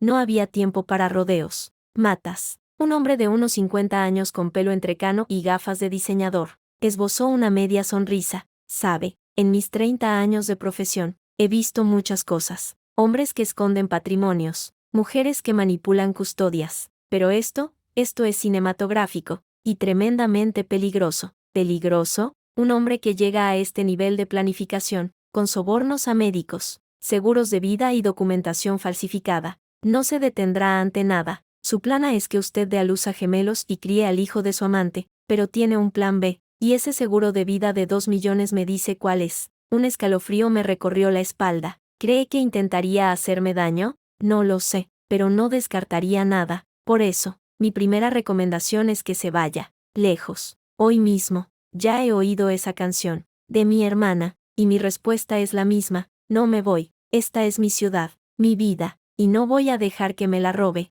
Matas me estudió un momento, luego asintió lentamente. De acuerdo, entonces, juguemos sucio, pero con inteligencia. Necesitamos que el doctor Vidal hable, y necesitamos que Claudia Morales se vuelva contra él, y para eso, necesitamos presión, mucha presión. Tengo pensado algo, dije, sacando mi teléfono. Álvaro quiere que el parto sea aquí, con Vidal, pero yo quiero que sea en Nueva York, con mi hermana. Le he dicho que es por seguridad, por tener el mejor hospital. Él se ha opuesto, pero mi padre me apoya. Si insisto, tendrá que ceder, o parecerá un monstruo. Nueva York. Mata se recostó, pensativo. Es interesante. Allí, fuera de su esfera de influencia, con médicos que no puede comprar, se le acabaría el teatro, pero tiene que forzar la situación de manera que él no pueda negarse sin levantar sospechas. Ya lo tengo pensado, dije, y se lo conté. La cena familiar del domingo siguiente fue mi escenario. Todos estaban allí, Álvaro,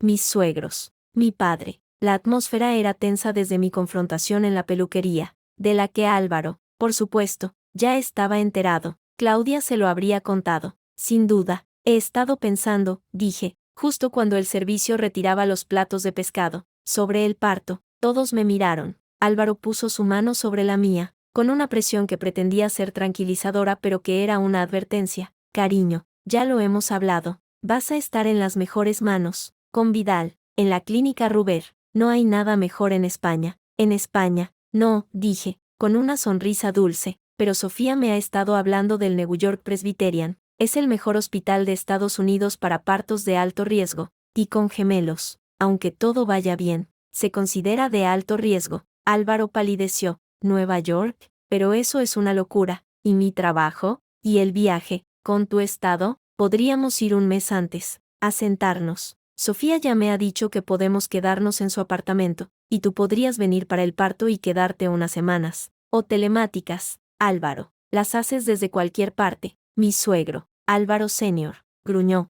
Tonterías. Los niños de la torre nacen en Madrid, como sus padres y sus abuelos. Es una tradición. Con todo respeto, suegro, dije, mirándole directamente, la tradición no va a ayudar si hay complicaciones. Y yo quiero lo mejor para mis hijos. Lo mejor de lo mejor. ¿O no es eso lo que merecen los herederos de la torre? Usé sus propias palabras contra él. Vi cómo su mandíbula se tensaba, pero no podía contradecirme sin parecer un avaro desalmado. Vanessa tiene razón, intervino mi padre, Ignacio, que estaba completamente en el plan. Si hay medios para darles lo mejor, hay que dárselo. Y yo conozco al director del New York Presbyterian. Jugamos al golf. Puedo conseguir que la atiendan personalmente. Álvaro me miró, sus ojos verdes, normalmente tan cálidos, ahora eran de hielo. ¿Estás segura de esto? Es un cambio muy grande, muy estresante. Más estresante sería preocuparme durante todo el embarazo, dije, poniendo mi otra mano sobre la suya. Por favor, Álvaro, por mi tranquilidad,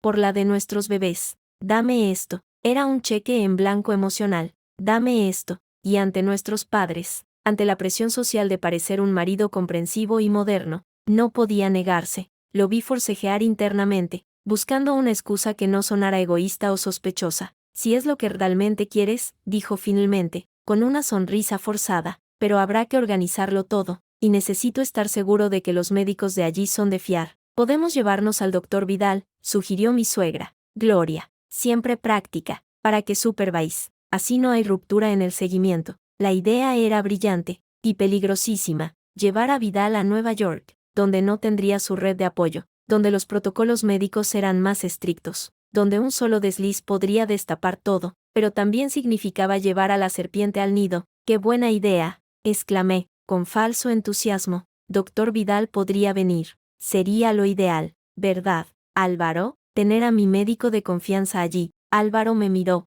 y en sus ojos leí el cálculo. Por un lado, tener a Vidal allí le daría control. Por otro, era un riesgo. Pero al final, asintió. Sí, es una buena idea. Hablaré con él. Había ganado. Iba a Nueva York. Iba a sacar a mi bebé de su esfera de control. Y él, sin saberlo, acababa de firmar el principio de su fin. 2 semanas después, en el vuelo de Iberia a Nueva York, me senté junto a Álvaro en clase business. Él trabajaba en su portátil. Yo miraba por la ventanilla las nubes. Estaba embarazada de 28 semanas. Claudia, según el informe de Miguel, de 34, 6 semanas de diferencia. En un mes, ella pariría. Y entonces, el verdadero juego comenzaría. ¿Nerviosa?, preguntó Álvaro, cerrando el portátil. Un poco, pero contenta. Sofía lo tiene todo organizado. Hasta ha contratado a una doula. Una acompañante de partos. Algo muy común allí, para apoyarme emocionalmente. Él puso los ojos en blanco, pero no dijo nada. Desde que había aceptado lo de Nueva York,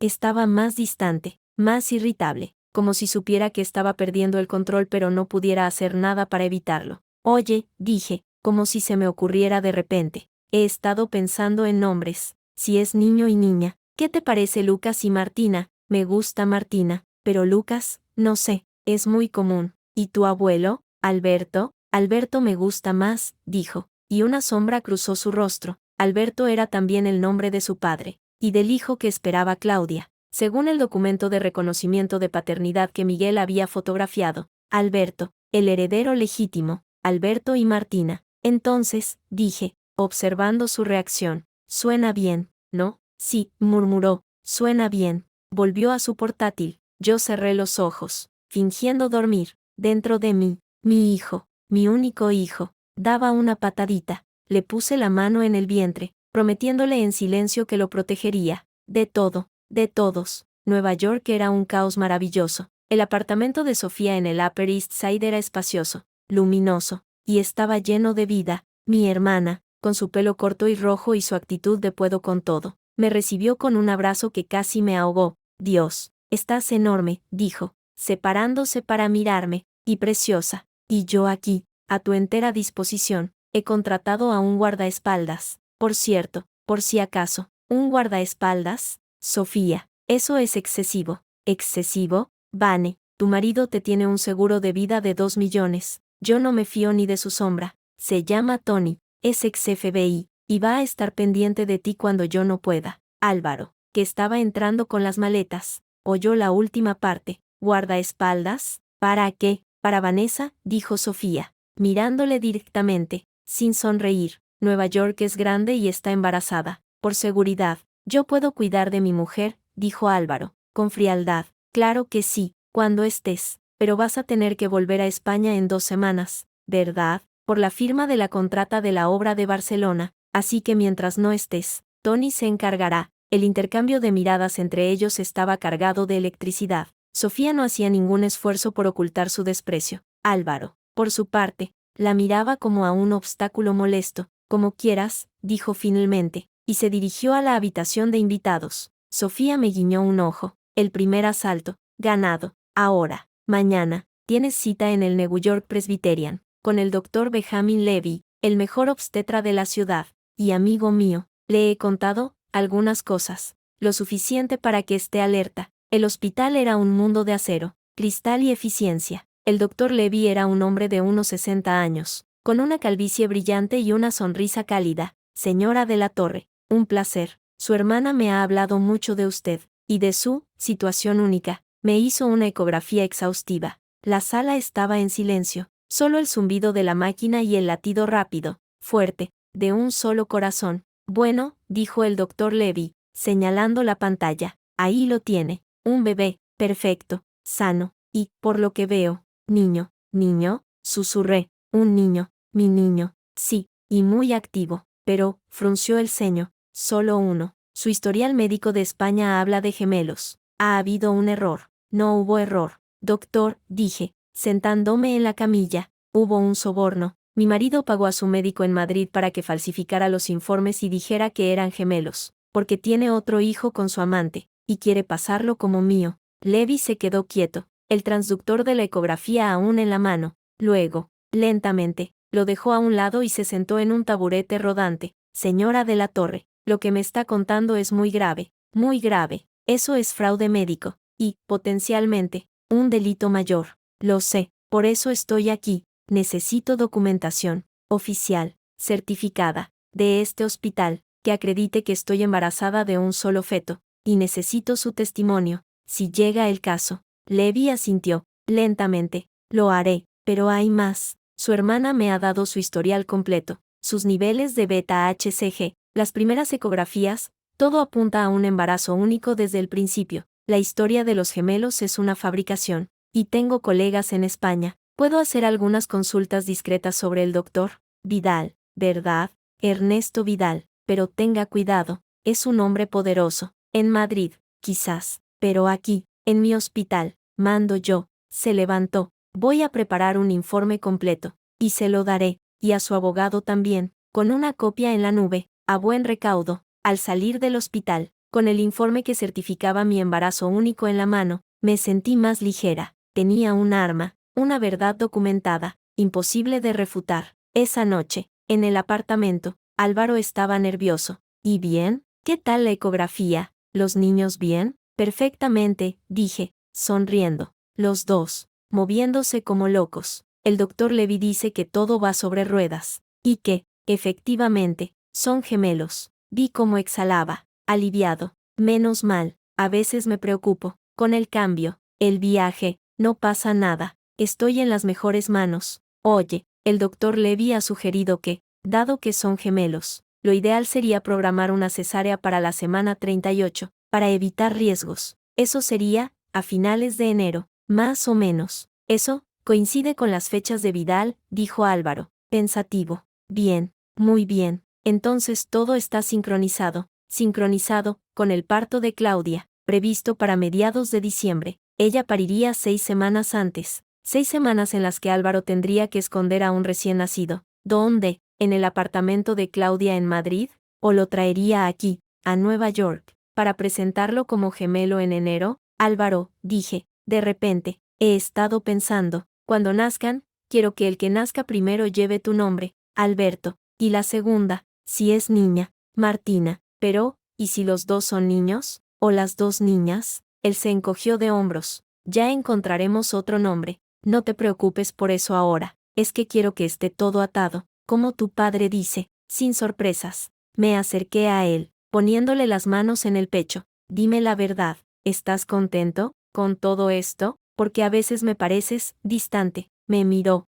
y por un instante, vi algo parecido a la culpa en sus ojos. Luego lo sepultó bajo una sonrisa. Claro que estoy contento. Es solo mucho estrés. Mujer, el trabajo, la casa en Madrid, el viaje, pero todo vale la pena por vosotros, por los tres, él, yo y mi hijo. No sabía que, al decir tres, estaba mucho más cerca de la verdad de lo que imaginaba. Las semanas pasaron. Yo establecí una rutina en Nueva York, paseos por Central Park con Tony, el guardaespaldas, discretamente siguiéndome a 10 metros, clases de preparación al parto, largas conversaciones con Sofía y con Lorenzo Matas por Skype, que estaba coordinando la investigación en España. Miguel había conseguido algo crucial, el parte médico completo de Claudia. Tenía programada una cesárea para el 18 de diciembre en la Clínica Vidal, por presentación podálica, decía el informe, pero Miguel tenía fuentes que decían que era una cesárea programada por conveniencia, para que el niño naciera en la fecha exacta que Álvaro necesitaba.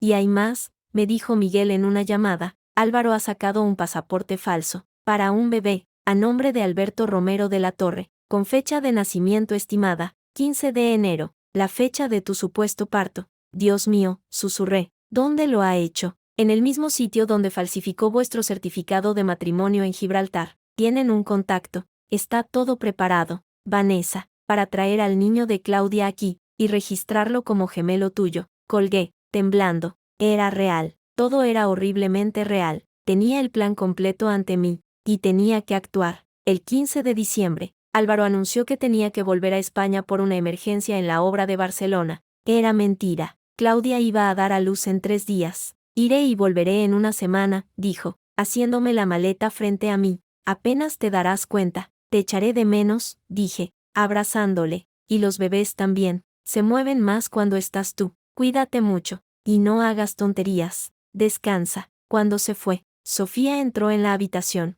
¿Lista? Lista. No íbamos a esperar. Hablamos con el doctor Levy, le contamos todo, la cesárea de Claudia, el pasaporte falso, todo. Él, a su vez, contactó con un colega, un perito forense especializado en documentos, y con un agente del FBI amigo suyo. Teníamos que movernos rápido. Álvaro volvió a Nueva York el 23 de diciembre, con un cansancio exagerado y una historia sobre problemas con los contratistas, pero en sus ojos había una luz nueva, una luz de triunfo. ¿Y bien? ¿Cómo está todo aquí?, preguntó, besándome en la frente. Todo bien, los niños no paran de moverse. Oye, ¿y tu viaje? ¿Solucionaste lo de la obra? Sí, más o menos. Son unos incompetentes, pero bueno, ya está. Se sentó en el sofá, suspirando. Oye, he pensado, igual deberíamos adelantar la cesárea. A primeros de enero, el doctor Levy podría, ¿no? Para no arriesgar. ¿Por qué el apuro?, pregunté, inocente. Es que, tengo la sensación de que no van a esperar a la semana 38, y prefiero que sea aquí, con Levy, que en una emergencia en cualquier sitio. Era una excusa ridícula. Quería adelantar mi parto para que coincidiera con la llegada del bebé de Claudia, que ya estaba aquí, en algún lugar, esperando para ser presentado. Hablaré con el doctor Levy, dije, a ver qué opina. La trampa se cerró el 2 de enero. Tuve una cita de control con el doctor Levy. Álvaro vino conmigo, nervioso, en la sala de espera. No dejaba de mirar el reloj. Señora de la Torre, pase, por favor. Y usted también, señor de la Torre. El doctor Levy nos recibió con su sonrisa habitual, pero en la sala, no estaba solo. Había otro hombre, de traje, con una actitud seria. Señor de la Torre, señora de la Torre, este es el agente especial Miller, del FBI. Álvaro se quedó pálido. ¿FBI? ¿Qué pasa aquí? Señor de la Torre, dijo el agente Miller, con un inglés con un suave acento neoyorquino, estamos investigando un caso de fraude documental internacional. tráfico de menores y conspiración para cometer fraude, y su nombre aparece en el centro. ¿Qué? Esto es un error, dijo Álvaro, levantándose, o una broma de mal gusto. No es una broma, dije yo, y me puse de pie también. Saqué el informe médico de Levi de mi bolso y se lo puse en las manos. Aquí está la verdad, Álvaro. Un bebé, uno solo, niño, no gemelos. Él miró el informe, luego a mí, luego al doctor Levi. Esto es falso. Vidal dijo, Vidal mintió, por 50.000 euros. Y por un puesto en el consejo del hospital. Lo sabemos todo, Álvaro. Lo de Gibraltar, tu matrimonio con Claudia, el hijo que tuvo el 18 de diciembre, el pasaporte falso, el seguro de vida sobre mi cabeza, todo. Su rostro fue pasando del blanco al rojo, de la incredulidad a la rabia. Tú me has tendido una trampa, te la tendiste tú solo. Yo solo levanté la alfombra para que todos vieran la mierda que habías escondido debajo. El agente Miller intervino. Señor de la Torre, tiene derecho a un abogado, pero le aconsejo que coopere. Tenemos a la señora Morales en custodia en Madrid, y al doctor Vidal, y están hablando, mucho. Álvaro me miró entonces, y en sus ojos no había culpa,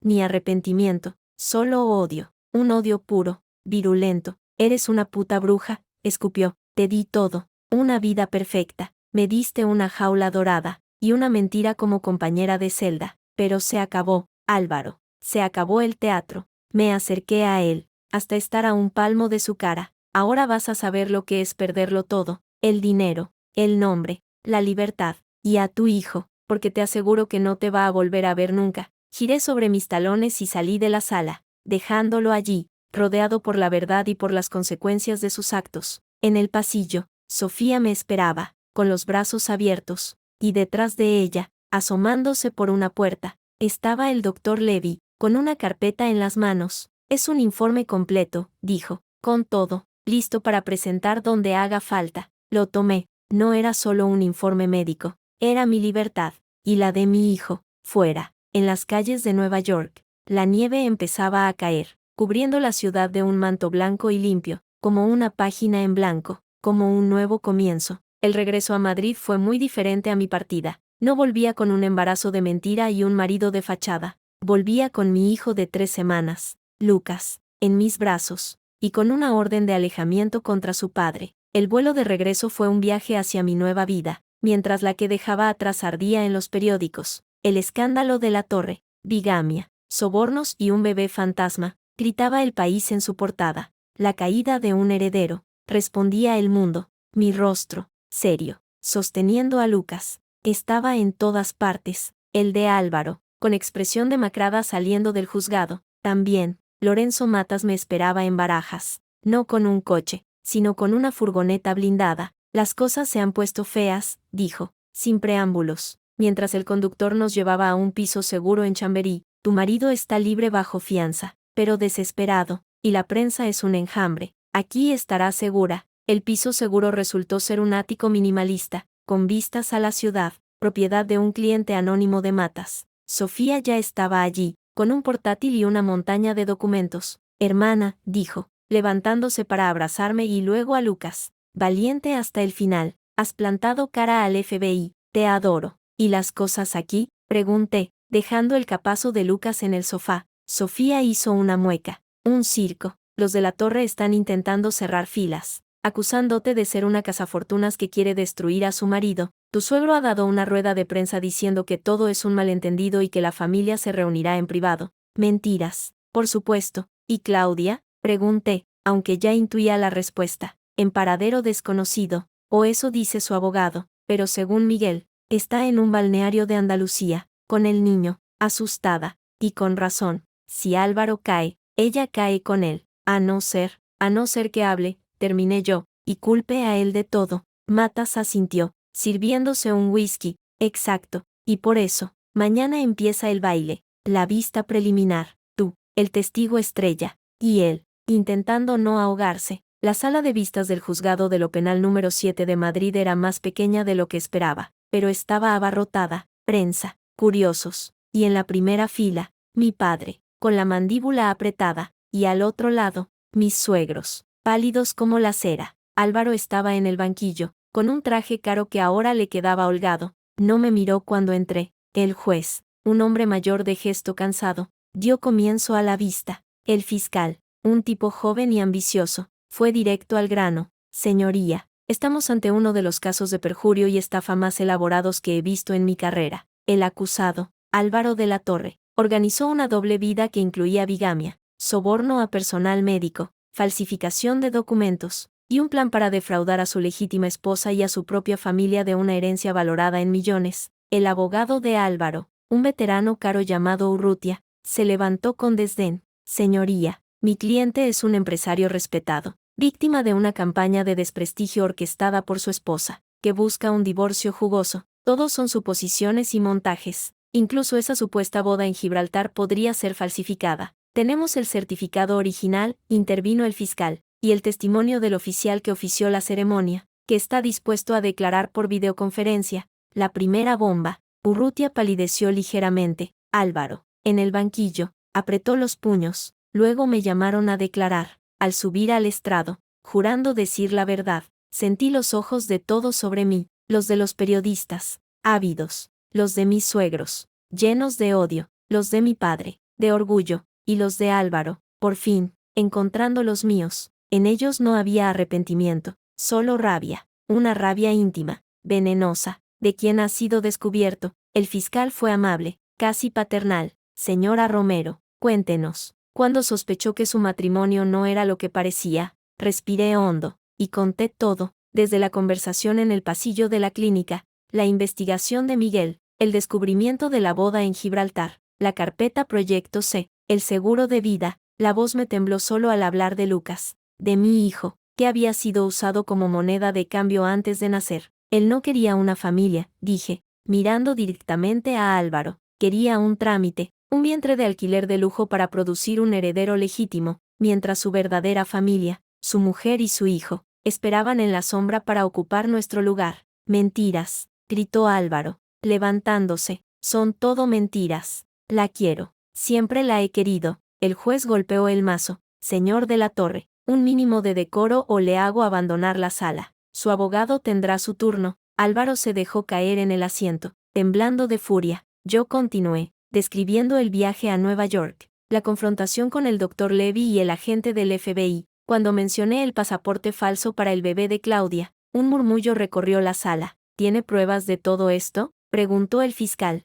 Sí, informes médicos del New York Presbyterian, grabaciones, transacciones bancarias, y el testimonio del Dr. Vidal. Era el momento. El fiscal pidió que se llamara a declarar a Ernesto Vidal. El médico entró, avejentado, demacrado, sin el aura de prestigio que siempre le había rodeado. Juró y, sin casi mirar a Álvaro, empezó a hablar. Me sobornó, dijo, la voz ronca, 50.000 euros, y la promesa de un puesto en el consejo del Hospital Romero. Me dijo que si no lo hacía, arruinaría la carrera de mi hijo, que tenía pruebas de que había plagiado su tesis doctoral. Se volvió hacia el juez. Lo hice por miedo, señoría, y por avaricia, lo admito. Falsifiqué los informes de la señora Romero. Siempre hubo un solo feto. ¿Y la señora Morales? ¿También era su paciente?, preguntó el fiscal. Sí, su embarazo era real, y el señor de la Torre me presionó para que programara una cesárea en una fecha concreta. ¿Para qué? Para que coincidiera. ¿Coincidiera con qué? Vidal bajó la cabeza. Para que, cuando naciera el hijo de la señora Romero, él pudiera presentar a los dos bebés como gemelos, el de su esposa y el de su amante. El escándalo en la sala fue mayúsculo. Los periodistas tecleaban frenéticamente. Mi suegra, Gloria, se llevó un pañuelo a la boca. Su padre, Álvaro Senior, tenía la mirada perdida, como si el mundo se le desmoronara. Él me obligó, gritó Vidal, señalando a Álvaro con un dedo tembloroso. Me dijo que si no cooperaba, acabaría conmigo, y me enseñó papeles, pruebas falsas contra mi familia. Álvaro ya no gritaba. Estaba inmóvil, petrificado, viendo cómo su castillo de naipes se deshacía ante el testimonio del hombre al que había comprado. El turno de Urrutia, el abogado de Álvaro, fue débil. Intentó desacreditar a Vidal pintándolo como un médico venal que, al ser descubierto, intentaba culpar a otro, pero era como intentar tapar el sol con un dedo. Y entonces, la fiscalía lanzó su gran arma. Señoría, citamos a declarar a la siguiente testigo, Claudia Morales Sánchez. Un silencio absoluto se adueñó de la sala. Claudia entró, demacrada, con ojos de llanto, pero con la cabeza alta. Iba sola, sin abogado. Se sentó en el estrado y, antes de que le preguntaran nada, habló. Yo también soy una víctima. Él me dijo que estaba divorciado, que lo de Vanessa era un trámite, un matrimonio de conveniencia que anularían. Me llevó a Gibraltar, me dio un anillo, me hizo firmar unos papeles. Yo creí que era mi marido. Su voz se quebró, y cuando quedé embarazada, me dijo que era nuestra oportunidad, que su mujer no podía tener hijos, que su hijo, nuestro hijo, sería el heredero legítimo, solo tenía que esperar un poco, hasta que él solucionara las cosas. ¿Qué cosas?, preguntó el fiscal, suavemente. Deshacerse de Vanessa, de una manera u otra. Primero fue el plan de los gemelos, pero luego, empezó a hablar de accidentes, de su seguro de vida. Claudia me miró entonces, y en sus ojos había un dolor genuino. Yo no quería eso, solo quería a mi hijo, y a él, pero él solo quería el dinero, el nombre, el legado. Yo era tan útil como ella, y tan desechable. Álvaro no pudo contenerse más. Mientes, puta, tú estabas de acuerdo con todo, tú querías ser la señora de la Torre. Calles, rugió el juez, golpeando el mazo. Oficial, controle al acusado. Claudia siguió, implacable. Tengo grabaciones, de cuando hablaba de falsificar la firma de Vanessa para vender su cortijo, de cuando hablaba con un hombre, un tipo siniestro, sobre accidentes domésticos. Lo tengo todo, y se lo doy a la justicia, a cambio de inmunidad para mí. Yo solo quiero a mi hijo, y que ese monstruo no se acerque nunca a él. Fue el golpe de gracia. Urrutia intentó objetar, pero era inútil. Las pruebas eran abrumadoras. El juez, tras escuchar los alegatos finales, decidió que había indicios racionales de criminalidad para juzgar a Álvaro por bigamia, falsedad documental, estafa, coacciones y tentativa de lesiones, por el seguro de vida y las conversaciones sobre accidentes. La fianza se revocó, se decretó prisión preventiva. Los agentes se acercaron a Álvaro para ponerle las esposas. En ese momento, se volvió hacia mí, su máscara de ira se desvaneció por un segundo, y dejó al descubierto el pánico de un niño asustado. Vanessa, suplicó, con la voz rota, por favor, no hagas esto, somos familia. Lucas es mi hijo, tiene derecho a un padre. Toda la sala contuvo la respiración. Yo me levanté lentamente, con Lucas en brazos, avancé hasta la barrera que me separaba de él. Tienes razón, dije, y mi voz sonó clara y fría en el silencio absoluto. Lucas tiene derecho a un padre, no a un hombre que intentó venderlo, junto a su madre, por un puñado de acciones y un apellido vacío. Me acerqué un poco más, y le hablé solo a él, aunque todos pudieran oírme. Cuando tenga 18 años, le contaré la verdad, que su padre prefirió el oro a su hijo, y que, por suerte, ella tuvo una madre que prefirió luchar antes que rendirse. Le di la espalda mientras los agentes se lo llevaban. No quise ver su rostro. Ya había visto suficiente. El resto fue un torbellino mediático y legal. Los titulares eran implacables. Prisión para el heredero de la Torre. La caída de un imperio, de mentiras. Los accionistas de la Torre Construcciones, presas del pánico, exigieron la dimisión inmediata de Álvaro y de su padre del consejo. Mi padre, con una jugada maestra, compró a precio de saldo suficientes acciones para convertirse en el mayor accionista. El imperio que Álvaro quería expandir con mentiras ahora tenía mi apellido en la puerta. Claudia, efectivamente, obtuvo un acuerdo de inmunidad a cambio de su testimonio y de las grabaciones. Se fue a vivir a Málaga con su hijo, Alberto. Supe, a través de Miguel, que había iniciado los trámites para anular el matrimonio de Gibraltar. Quería borrar todo rastro de Álvaro de su vida. No podía culparla. Yo, por mi parte, tenía que reconstruir la mía. Lo primero fue el divorcio. Con las pruebas presentadas en el penal, el procedimiento civil fue rápido.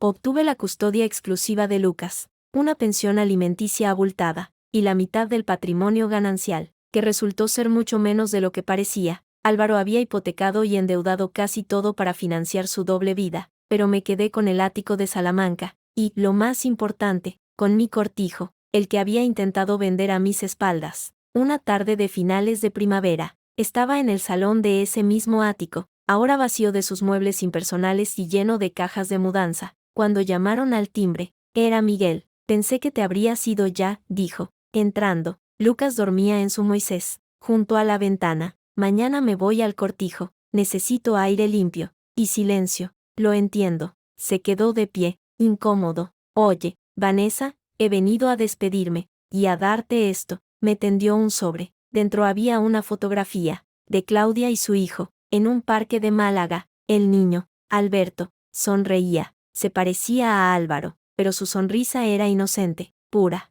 Miguel, no sé si, no es espionaje, ella me la dio, para ti, y me pidió que te dijera, que lo siente, de verdad, que estaba ciega, y asustada, y que espera que algún día, quizás, puedas perdonarla, no por ella, por los niños, porque los dos son hermanos, aunque el mundo no lo sepa. Miré la foto, el niño tenía los ojos de su padre, pero la boca de su madre, un ser nuevo, sin culpa de los pecados de sus progenitores, un hermano para Lucas, un vínculo de sangre envenenado por la mentira, pero vínculo al fin. Gracias, Miguel, dije, guardando la foto, y gracias a ti, por todo, no podría haberlo hecho sin ti. Él sonrió, una sonrisa tímida que no le había visto antes. Fue un placer, Vanessa, verte fuerte, verte ganar. Hizo una pausa. ¿Y qué será de ti ahora? Ahora, dije, mirando a Lucas, voy a construir algo que sea mío, de verdad, y a criar a mi hijo para que sepa que su valor no está en un apellido, sino en su corazón.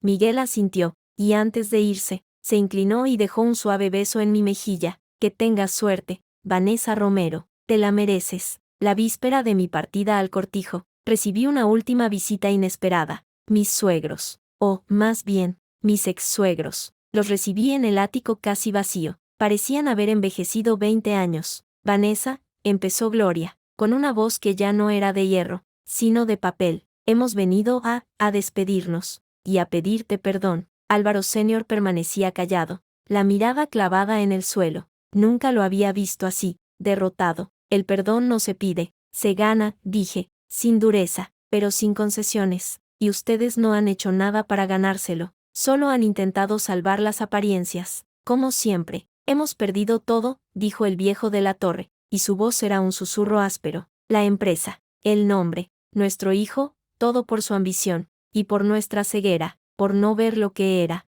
Ustedes lo crearon, dije, ustedes le enseñaron que el apellido y el dinero eran lo único que importaba, que las personas eran piezas de un tablero. Él solo jugó el juego que le enseñaron, y perdió. Gloria lloraba en silencio. ¿Y Lucas? ¿Podremos verlo alguna vez? La pregunta me atravesó. Eran sus abuelos, pero también los arquitectos del monstruo que había intentado destruirnos. No lo sé, dije, sinceramente, ahora no, quizás, cuando sea mayor, y pueda entender. Si entonces él quiere, pero será su decisión, no la mía, y desde luego, no la de ustedes. Asintieron, trágicamente, no pidieron más. Al irse, Gloria se detuvo en la puerta. Eres más fuerte de lo que nunca fuimos. Ojalá hubiera sido como tú. Cuando se fueron, el silencio del ático se llenó de una paz extraña, dolorosa, pero limpia. Al día siguiente, cargué a Lucas y nuestras malas en el coche. Antes de arrancar, miré el edificio por última vez. Aquí había empezado un sueño,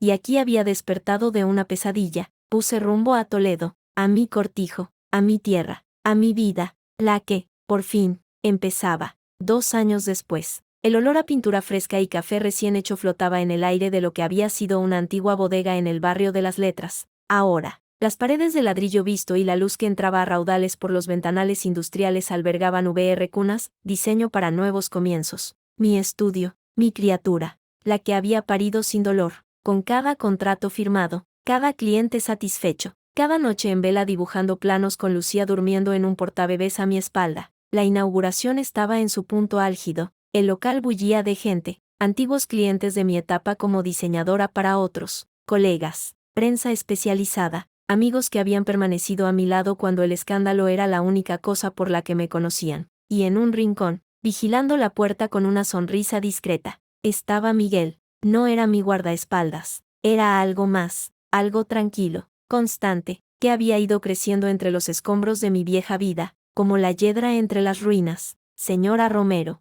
una palabra para el país. Se acercaba una periodista. Su historia es inspiradora, de víctima a emprendedora en 2 años. ¿Cuál es su motor? Sonreí, ajustándome el blazer sobre el vestido sencillo. Ya no vestía para impresionar a nadie más que a mí misma. El motor es ella, dije, señalando a Lucía, que en brazos de mi padre intentaba alcanzar los canapés, y la certeza de que el mejor diseño no es el más caro, sino el que tiene unos cimientos verdaderos, algo que aprendí por las malas. Mi padre, Ignacio, Me lanzó una mirada de orgullo. Había sido mi primer inversor, y mi crítico más duro, y mi roca. Vanessa, la voz, fuerte y clara, me hizo volverme. Era Antonio Rivas, el principal competidor de la Torre Construcciones, y mi primer gran cliente, un hombre que había visto en mi historia no un escándalo, sino un argumento de venta. Contrata a la mujer que derribó a los de la Torre desde dentro. Esto es fantástico, y el proyecto de Barcelona va a ser un bombazo. Lo de integrar guarderías sostenibles en edificios de oficinas es brillante. Fue idea de Lucía, dije. En serio, sin ella, no habría pensado en el espacio desde la perspectiva de quien más lo necesita, un niño, pues firme cuando quiera el contrato en exclusiva, ya puede ir desocupando agenda. Mientras charlábamos, sentí una mirada, aguda, familiar, junto a la puerta, semioculta tras un grupo de periodistas. Estaba Claudia, más delgada, sin maquillaje, con un abrigo sencillo, en sus brazos, un niño, Alberto. Nuestros ojos se encontrés. Ella no sonrió, solo asintió, levemente, luego, giró sobre sus talones y salió a la calle fría de Madrid. ¿Todo bien? Miguel se había acercado, siguiendo mi mirada. Sí, solo una sombra del pasado, nada que no pueda soportar. ¿Quieres que? No, déjala ir, pero el pasado, a veces, no se va, a veces, llama a la puerta. Fue 2 días después, en la guardería bilingüe a la que iba Lucía. Yo llegaba a recogerla, charlando con otras madres sobre los estragos de la dentición, cuando la vi, Claudia, sentada en un banco pequeño en el patio, con Alberto jugando a su lado en el arenero. No parecía una coincidencia. Vine porque supe que traías a Lucía aquí, dijo, sin preámbulos. Al verme, necesitaba verte, hablar. No tenemos nada de qué hablar, Claudia. Sí lo tenemos. Él, no hizo falta decir el nombre. Una tensión antigua y cansada se instaló entre nosotras. Me senté en el otro extremo del banco, sin quitar la ojo de encima. Alberto era un niño hermoso, de rizos oscuros y ojos verdes, los de su padre. Jugaba de forma callada, metódica, muy diferente a Lucía, que era un torbellino de energía y risas. Han revocado la condicional, dijo Claudia, mirando sus manos. Lo ingresaron ayer, 4 años efectivos. La sentencia es firme, lo sabía. Lorenzo Matas me había llamado por la mañana. Bigamia, falsedad documental, coacciones, estafa. La condena podía haber sido mayor, pero sus abogados lograron atenuantes. 4 años, en una prisión de media seguridad, donde el apellido de la Torre solo servía para marcarle como un objetivo. Y, pregunté, mi voz neutra, me escribió una carta, sacó un papel doblado de su bolso, pero no me lo ofreció. Pide verte, pide ver a los niños. Dice que ha reflexionado, que lo siente. Una risa seca, amarga, se me escapó. ¿Lo siente? Lo siente por haber sido pillado, lo siente por perderlo todo, pero no siente el daño. Nunca lo sintió. Lo sé, susurró ella. Por eso he venido, para decirte que no iré a visitarlo, y que he iniciado los trámites para que Alberto lleve mis apellidos. Morales Sánchez. Quiero borrar todo rastro de él, pero no puedo borrar su sangre, y Alberto tiene derecho a saber, algún día, quién es su padre, aunque sea eso. La miré entonces. Realmente, ya no estaba la mujer segura, la amante desafiante, estaba una madre asustada, cansada, intentando navegar entre los escombros de la misma tormenta que yo. ¿Por qué me cuentas esto? Porque a pesar de todo, fuimos sus víctimas, las dos, y porque nuestros hijos son hermanos. Su voz se quebró. No te pido que seamos amigas, ni siquiera que me perdones, solo que no los enfrentes. Ellos no tienen la culpa. Lucía, al oír mi voz, corrió hacia mí, cayendo en mis piernas. Mamá, mira, arena. Alberto la observó, curioso. Luego, con una timidez infinita, se acercó y le ofreció su cubo. Para ti, murmuró el niño. Fue un gesto pequeño, insignificante, pero en él vi un puente, frágil, peligroso, pero un puente al fin. No los enfrentaré, dije, alzando a Lucía en brazos, pero la relación que tengan, será cosa de ellos, cuando sean mayores, y estará basada en la verdad, toda la verdad. Claudia asintió, unas lágrimas asomando por fin a sus ojos. Es justo, gracias. No me des las gracias. Hazlo bien, sácale adelante, y aléjalo de su sombra. Es lo único que podemos hacer. Recogí nuestras cosas y me dispuse a irme. Claudia me llamó. Vanessa, él, cuando salga, no será el mismo. Será un hombre roto, sin dinero, sin nombre, sin nadie. y un hombre así, puede ser peligroso. Lo sé, dije, sin volverme, pero yo ya no soy la mujer que él conoció, y ahora tengo mejores cimientos, y una cerradura mucho más fuerte. La noticia de su ingreso en prisión fue la última nota de prensa sobre el caso. Los periódicos, ávidos de nuevos escándalos, se olvidaron. Yo seguí trabajando. VR Cunas despegó más allá de mis sueños. El proyecto de Barcelona, la guardería corporativa, me dio visibilidad nacional. Empecé a dar charlas sobre emprendimiento femenino, sobre cómo reconstruirse. Me convertí, para mi sorpresa, en un símbolo, no de la víctima, sino de la que se levanta. Una tarde, mientras trabajaba en el estudio, Miguel apareció con 2 cafés y una carpeta. Para ti, de parte de Lorenzo Matas. Es la sentencia civil definitiva, la liquidación de bienes. La abrí, cifras, porcentajes. El ático era mío, libre de cargas, una indemnización, y una cláusula que hizo que me temblara la mano. Se prohíbe expresamente al señor Álvaro de la Torre Ruiz acercarse o intentar establecer contacto con la menor Lucía Romero ni con la demandante en un radio de 500 metros, so pena de incurrir en delito de quebrantamiento de condena. Era mi muro, legal, impenetrable. «Hay algo más», dijo Miguel, su voz grave. «Tu padre ha convocado una junta extraordinaria de accionistas de la Torre Construcciones, para cambiar la razón social. Quiere llamarla Grupo Romero de la Torre, y poner a tu madre, póstumamente, en el nombre. Dice que es la venganza más dulce, que el imperio que quisieron robarte lleve el nombre de la mujer a la que menospreciaron». Sentí un nudo en la garganta. Mi madre, fallecida hacía años. Una mujer fuerte que mi suegro siempre consideró demasiado moderna. Ahora, su nombre estaría en la fachada. ¿Y tú, Miguel?,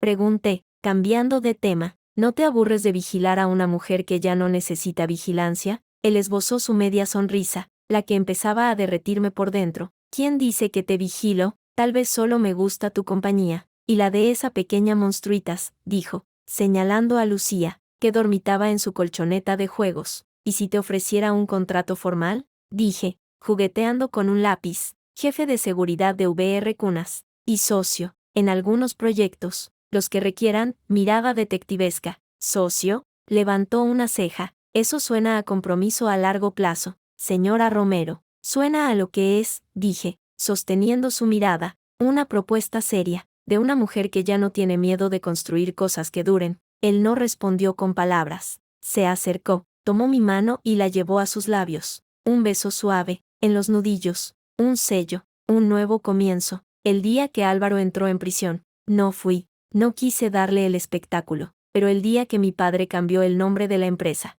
sí organicé algo, una fiesta, en el cortijo, solo familia y amigos íntimos. Sofía voló desde Nueva York, Miguel estaba a mi lado, y mi padre, con Lucía en brazos, brindó, por las mujeres que no se doblegan, por los cimientos que se construyen con verdad, y por el futuro, que, por fin, es nuestro. Estábamos en ese momento, el vino brillando bajo las luces colgadas en el patio, cuando un coche se detuvo bruscamente en la entrada. Las risas se apagaron. La figura que salió del asiento del conductor era demacrada, con un aspecto salvaje, los ojos inyectados en sangre. Álvaro debía estar en régimen de semilibertad, o quizás había logrado un permiso. No lo sabía, no me importaba. Avanzó como un sonámbulo, ignorando a los demás, clavando sus ojos en mí. ¿Contenta?, escupió, su voz ronca por el desuso y la rabia. ¿Has conseguido todo? Mi empresa, mi casa, mi hija. Todo el mundo se puso en tensión. Miguel se interpuso, pero con un gesto le pedí que esperara. Me levanté y caminé hacia Álvaro,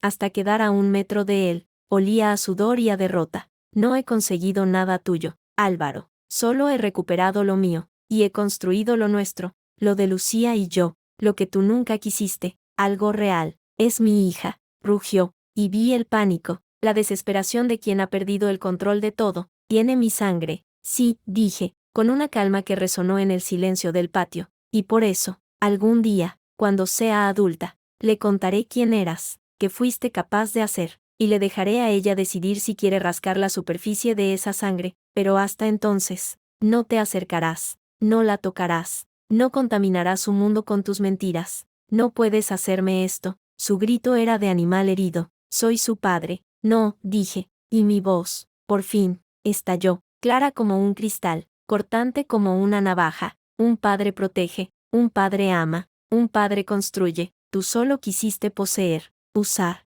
y te equivocaste de vientre, porque algunos vientres solo albergan vida, pero el mío, Álvaro, el mío tenía barrotes de hierro, y algunas cunas, como esta que he construido, pueden mecer imperios enteros hasta hacerlos caer. Se quedó allí, temblando, desnudo ante todos, ante la evidencia de su vacío. Mi padre hizo un gesto y 2 guardias de seguridad que habían venido con él, siempre precavido. Mi padre, se acercaron. El señor tiene que irse, dijo uno, con firmeza. Álvaro me miró por última vez, y en sus ojos, finalmente, no vi rabia. Vi el reconocimiento absoluto de su derrota. Delfín, giró sobre sus talones y se fue, derrotado, desterrado no por una orden judicial, sino por la evidencia de que en esta batalla, en esta guerra que él mismo empezó, no había nada que pudiera reclamar que fuera verdaderamente suyo. El silencio que dejó atrás era pesado. Luego, Lucía, que había observado todo desde los brazos de Sofía con sus grandes ojos curiosos, soltó una risa clara, cristalina, como un campanillo, y como si esa risa rompiera un hechizo, la vida volvió al patio, la música se reanudó, las conversaciones, bajas al principio, volvieron a su volumen. Miguel se acercó y me rodeó con un brazo. ¿Estás bien? Nunca mejor, dije, y era verdad. El último fantasma acababa de ser exorcizado, no con gritos, sino con la simple, aplastante fuerza de una vida bien vivida. Un mes después, la terraza de mi estudio en Madrid, al atardecer, Miguel y yo, tomando una copa de vino. Lucía dormía en la habitación contigua. El silencio era cómodo, lleno de promesas. He estado pensando, dije, mirando el cielo teñido de naranja y púrpura. Eso suele ser peligroso, bromeó él. En el cortijo, hay un ala este, la que da al olivar, que está vacía, con luz increíble. He pensado, reformarla, hacerla habitable, con una cocina grande, y un par de dormitorios más, por si alguien quisiera irse a vivir allí,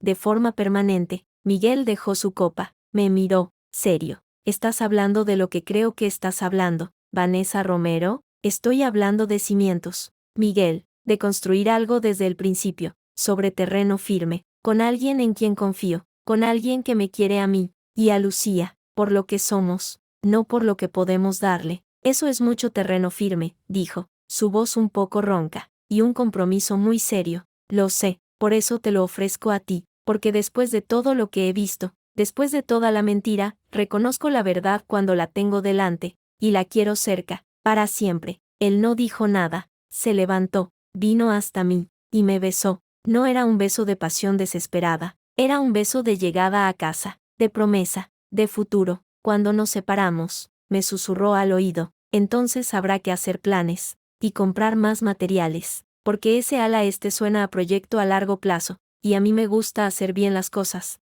Reímos, bajito, para no despertar a Lucía, y allí, en mi terraza, con mi ciudad a los pies y mi hija durmiendo en paz, supe que había ganado, no solo contra Álvaro, había ganado contra el miedo, contra la duda, había ganado una vida, mi vida, y al fondo, en la penumbra de la habitación, la cuna de Lucía, la que yo misma había diseñado, se mecía suavemente con la brisa que entraba por la ventana. No era la cuna de oro que Álvaro había querido, era de madera sólida, de líneas limpias, hecha con estas manos que habían aprendido a sostener, a crear, a luchar, mi cuna, mi reino, y ahora, por fin, mi hogar.